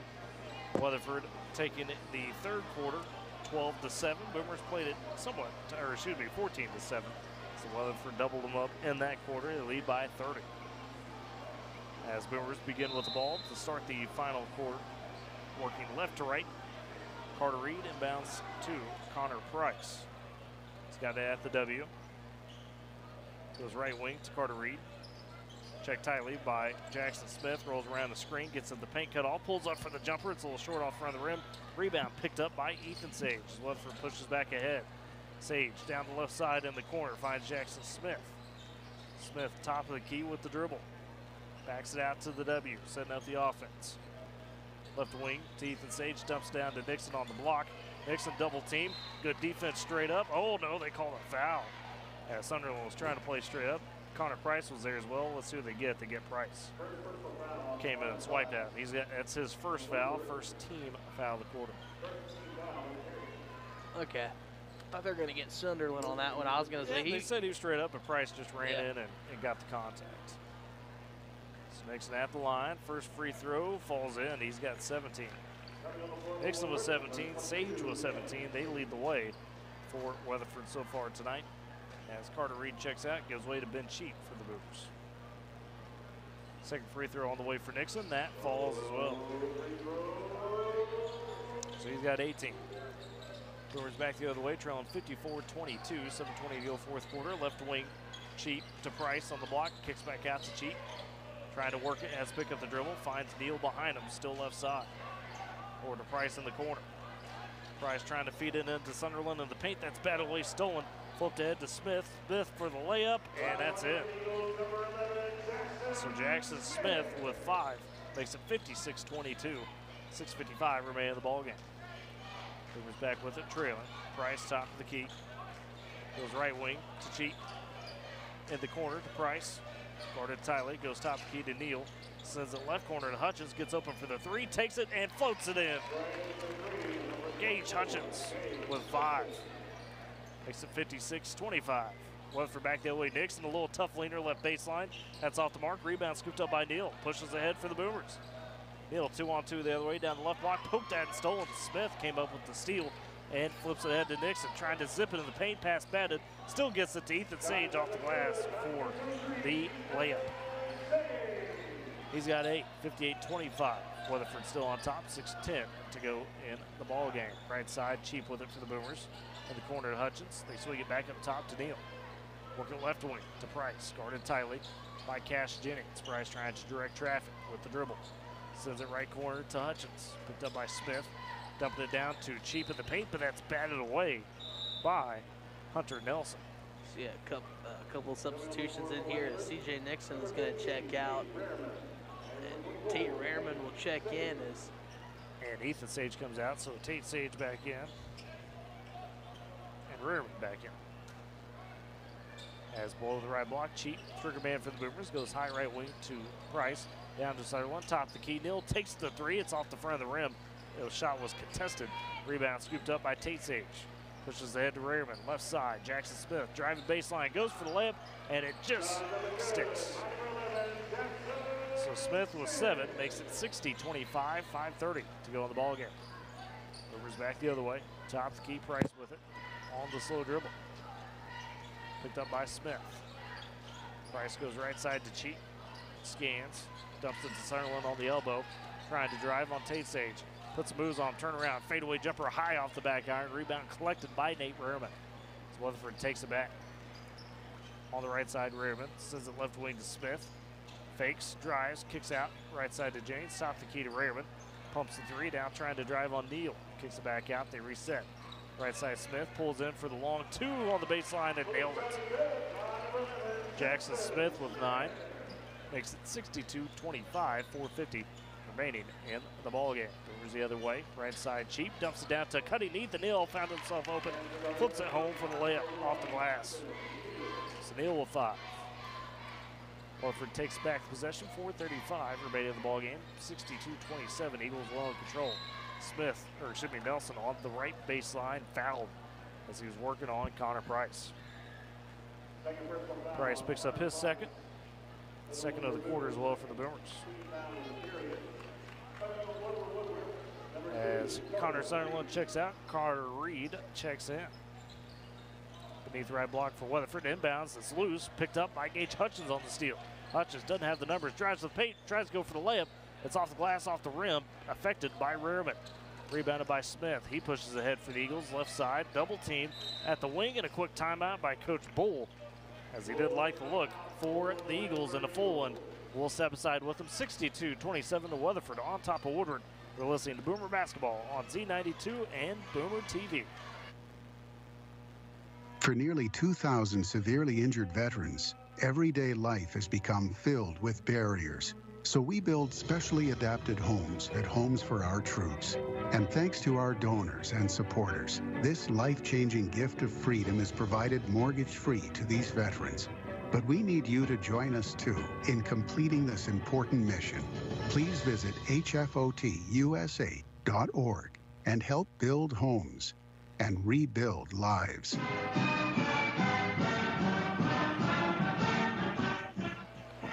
And back at Weatherford, the Eagles on top of the Boomers, 62-27, as we're in the middle part of the fourth quarter.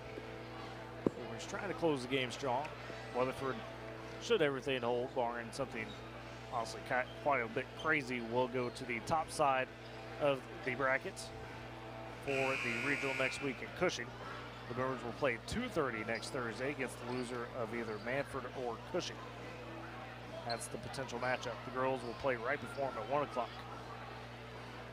As out of the timeout, 4:17 to go in the ball game. Weatherford with possession. Cash Jennings on the near side and bounce to Jackson Smith. Splits the double team top key, trying to bounce it down the baseline. Pass stolen away. Boomers take it ahead with Cheap for the layup off the glass. Gets it to roll in. Ben Cheap with 5. Makes it 62-29. Eagles back at the other way with some new faces. Luke Brunner into the ball game for the first time. A miscommunication and a turnover as they were trying to find Cy Scammahorn. So back-to-back turnovers. Out of the timeout, Boomers able to force a couple. As they take it back, top of the key, Price launches straight away for 3. It rims out, and a rebound scooped up by Weatherford. Jackson Smith, but poked away by Price. Stays with Weatherford. 3:49 to go in the ballgame. 62-29, Eagles on top. Beneath the left block, trigger man Luke Brunner gets it in to Cash Jennings. Feeds ahead, Tonder Nelson on the right side in the corner. Backs it up top to Jennings, zips it baseline, pass batted, stolen. Ethan Neal got a hand on it, picked up by Price. Feeds ahead to Neal on the right wing, trying to drive paint. Gets in, the tough leaner, he hits the floor off the front of the rim, it doesn't go. Rebound taken by Weatherford as they push back the other way with Smith across the timeline at the W. Double team there, goes on the right wing to Brunner. Kicks out, left corner, Scammahorn for 3, rattles in. Cy Scammahorn, he's got his first. Boomers back the other way quickly. Gates Hutchins off the glass underneath on the block. 65-31. Woodward on top, 3:15 to go in the ball game as it goes out of bounds. Sticks with Weatherford off the inbounds. Pass was batted.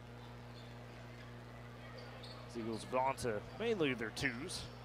Jackson Smith, the lone starter, still in the lineup. The sophomore walks up the court, across the timeline.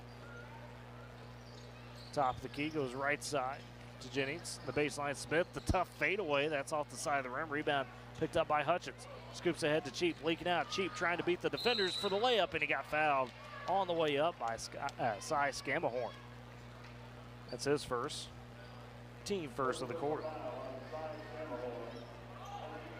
2:50 remaining in the ball game. 2 free throws upcoming for Ben Cheap. We'll see Colt Moore, the freshman, check in the ball game for the Boomers. See who he takes out. Maybe the shooter. Couple dribbles for Cheap. Dips and shoots. First one, no good. Moore takes out Ethan Neal. He'll sit with his 5. Coach Moore emptying the bench a little bit. Zane Wasson checks in for the Boomers. Oh, getting ready to check in. Second free throw upcoming for Cheat. Couple dribbles. Dips and shoots. That one splashes home. Splits the pair. It's been Cheap with 6, and he'll check out for Zane Wasson. Weatherford gets back 65-32. They're on top with 2:50 to go in the ballgame. Oh, a little miscue on the inbounds. It's a turnover for Weatherford, as trying to save it was Cash Jennings, and he threw it off the backboard. See if we can feed it in here to Zane Wasson. Below the left block, Carter Reed to Price. Top of the key to Hutchins. On the right side to Reed, down on the block to Wasson, working his way in, puts it up off the glass. The big man with the muscle. 65-34, Boomers on the press, force another turnover. Price in the right corner, trying to find Hutchins, but he on the drive gets it ripped away as Weatherford the other way for the layup with Ben Tucker. It doesn't go, and on the loose ball, a foul on Weatherford. Or no, on the Boomers, excuse me. I believe they're going to get Zane Wasson on this one. Zane. This is first. Third of the quarter for the Boomers. 2:25 remain in the ball game. Weatherford on top, 65-34. Beneath the right block, Luke Brunner, the trigger man for Weatherford. Looks in the corner to Tucker, left side. On the dribble, picked up by Price. High on the wing to Hunter Nelson. Nelson, top of the key, double team. Goes left side to Brunner, or to Tucker, excuse me. 2:10 to go in the ball game. In the corner to Brunner, back to Tucker on the block. He's cut off by Carter Reed. On the baseline, Brunner, or Tucker looking, trying to find a man. Trying to get to Jackson Myers, out of bounds. Miscommunication goes back to the Boomers as Jay Graff steps off the bench. Checks in for Connor Price, who finishes the night most likely with 6. 2:02 remain in the ball game. Boomers trail 65-34. As top of the key, Carter Reed with it. Right side, Reed dumping it down to Wasson. Pass a bit too far, and it's out of bounds. Back to Weatherford, and Luke Talley steps in for Carter Reed. As well as number 5 for the Boomers. Treese steps in for Hutchins. Jesse Treese. 65-34. Boomers have gone to the youth. But at 48 to go in the ball game. Weatherford as well as the inbound taken by Jackson Meyer. Double team in the backcourt. Colt Moore tight on him. Feeds ahead to Ben Tucker, right side. Pulls up for the 3 in transition. That's off the glass, off the rim, no good. Rebound by Scammahorn. Flies off the glass as well. Boomers scoop it up. Graff with it across the timeline, right side. On the wing, down to Wasson. On the block, pulls up for the 2. On the baseline, that's off, but rebound fought for by Graff. And a tie-up on the loose ball. Possession arrow keeps it with the Boomers. Weatherford really looking to empty the bench now. See Cash Weiberg into the ball game, as well as Cooper Bryant. And Jackson Meyer staying in. Seeing also Goran Minter and Ricky Austin. Or excuse me, Yukon Butler for Weatherford is on the inbounds. They work it around to Graff. The runner over 2 on the baseline. That dribbles out. Rebound taken by Weatherford. Minter trying to get across the timeline. He's double teamed and fouled as he was on the floor with it. Somehow drew the foul. Graff charged with his first. As the 4th of the quarter. Yep. Top of the key. Meyer with it for Weatherford on the inbound. Minute to go in the ball game. Worked around trying to throw it on the baseline. Picked up by Treese. Stolen ahead, but flips up to Moore. That's turned over. Weatherford comes back with it. Meyer underneath. His shot blocked again by Treese. And the Boomers come up with it with Wasson high under the baseline, but he gets it poked away. Weatherford takes it back. As again, the corner to Meyer. Top the key out to Weiberg. Controlling the offense at the W. Goes to Minter. High right wing. 35 seconds to go in the ball game. Weatherford on top, 65-34. As holding it up top is Meyer. Checked by Wasson on the high right wing. Taking it is Cash Weiberg. 20 seconds to go as Weiberg with the dribble. Now tries to attack to the free throw line. Kicks it out in the right corner. Working back up left wing to Meyer. Pulls off from the 3, 10 seconds. Weatherford likely to hold here in the final 8. They lead 65-34. A drive, a kick out Three on the way from Weiberg, and that pops out. Rebound taken by the Boomers, and that is the ball game. Weatherford wins District 7 over Woodward 65-34. Let's step aside for a break, come back, put the post-game wrap on it, and get you set for what's ahead the rest of the weekend and next week. You're listening to Boomer Basketball on Z92 and Boomer TV. Life never stops moving. Between the 30-minute commutes, daycare pickups, and that weekend trip to Grandma's, you're racking up the miles. What you need is a tire that can keep up, like the exceptionally long-lasting Michelin Defender tire. With an 80,000-mile warranty and the safety you expect, you can lose track of the miles and focus on what really matters, the memories made along the way. Stop in today at 2220 Main in Woodward to see your local Michelin dealer, Pipe Lanes Tire. For the past 58 years, Klein Mechanical has served Woodward and Northwest Oklahoma for all your residential or commercial needs, including plumbing, HVAC, electrical, and construction. One call does it all. Located at 1301 Main Street, or give them a call at 256-5014. Good luck, Boomers. HIV is not a crime, or it shouldn't be. We are well past the days of concern over a hug, a scraped knee, or a sneeze. Thanks to scientific advancements, stigma prevention work, and activists like Elizabeth Taylor. People living with HIV can do and live fully healthy lives without risk or fear of transmitting the virus to others. But a different fear remains. The fear of prosecution simply for living with HIV.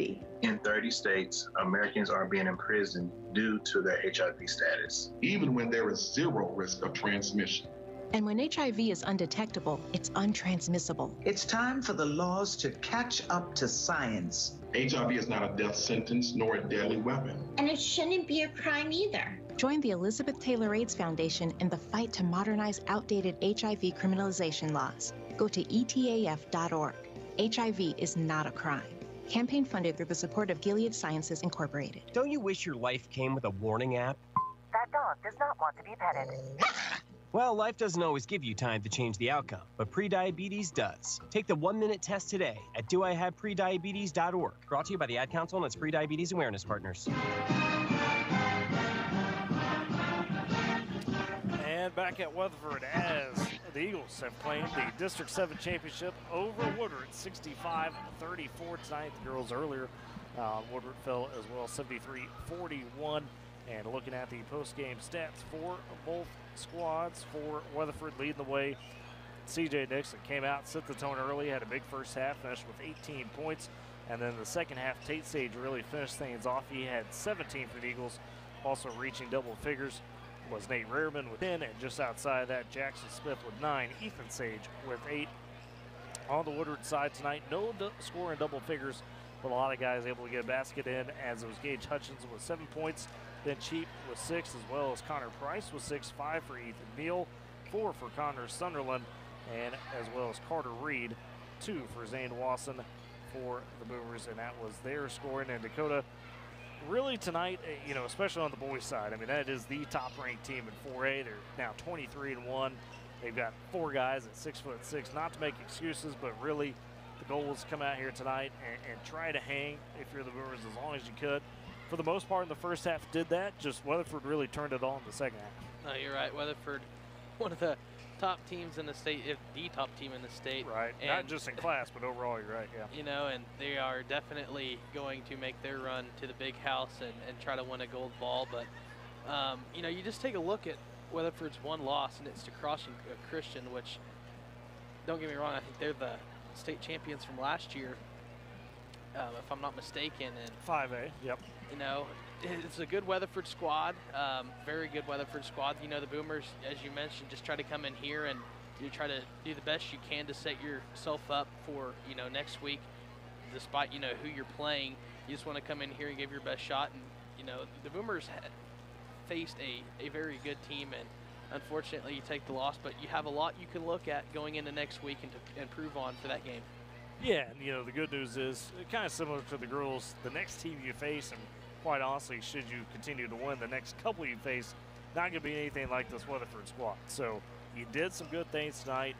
The boys really, you know, in that first quarter were going back and forth, and it wasn't until halfway through the second quarter where Weatherford really kind of found their groove. So you did some things to slow them down, you know, depending on tomorrow's result, you will have Manford or Cushing. And so that means next week on Boomer TV and Z92, to touch on that, we will be in Cushing Thursday. That'd be the 22nd. The Woodward girls play at 1 o'clock. The boys play at 2:30. Still don't know the opponent as Manford and Cushing play their district tomorrow night. So after that, basically Woodward gets the loser of that game on both sides to begin the regional. Well, also ahead still this weekend, not done on the road to the Big House on Z92 tomorrow. Dakota Menu be in Sealing to cover a Class A regional, see who punches their ticket to area on the consolation side, see who claims a regional championship on the winners bracket. Those two teams already on their way to area, and of course Cade will be over in Leedy continuing his coverage of the Leedy regional for Class B tomorrow. And then next week we'll look to areas to mix in with the Boomer coverage. Areas for Class A and B, and Enid for Class B, the Stride Center. And then Woodward has the Class A area with Area 1 there. So it should be a good time. Should be a lot of fun. And boy, this road to the Big House, man, it comes and it goes very quick, but it's a lot of fun. Yeah, a lot of small school teams, and like to build state championships. And I think we're gonna, possibly see a team tomorrow that may be on their way to another one, and that's Sealing. Yep, very well could. We'll see who may join them as well in the hunt for the gold ball. With that said, whether you're tuned in on Z92 or watched on Boomer TV tonight, we greatly appreciate you joining us for the ride. Folks, we will hope you join us tomorrow for some more Road to the Big House coverage in the Sealing Regional. If not, we will catch you next week in Cushing as the Boomers begin their regional. Thank you, everybody. Have a good night. Also, actually, thank you, France Bay back at the board as well for doing an excellent job, and Boomer TV for joining us tonight. Chris Godwin, Maddox, as well as Kylie, the student help, doing a fantastic job. Again, everybody, have a great rest of your weekend. We will catch you next time. Our connections make powerful things happen, uniting individuals and communities. We are Rotary. We are people of action. And together, we turn great ideas into reality by accessing our networks, our experience, and the best of ourselves to make a difference. Around the world, Rotary brings leaders together to build new friendships and to solve problems. Like in Austria, where generations work side by side to build sustainable housing and community centers. In India, volunteers run a mobile blood bank to help provide a steady blood supply for their local community. And in Taiwan, people are working hard to get vulnerable citizens the support and services they need. With over 1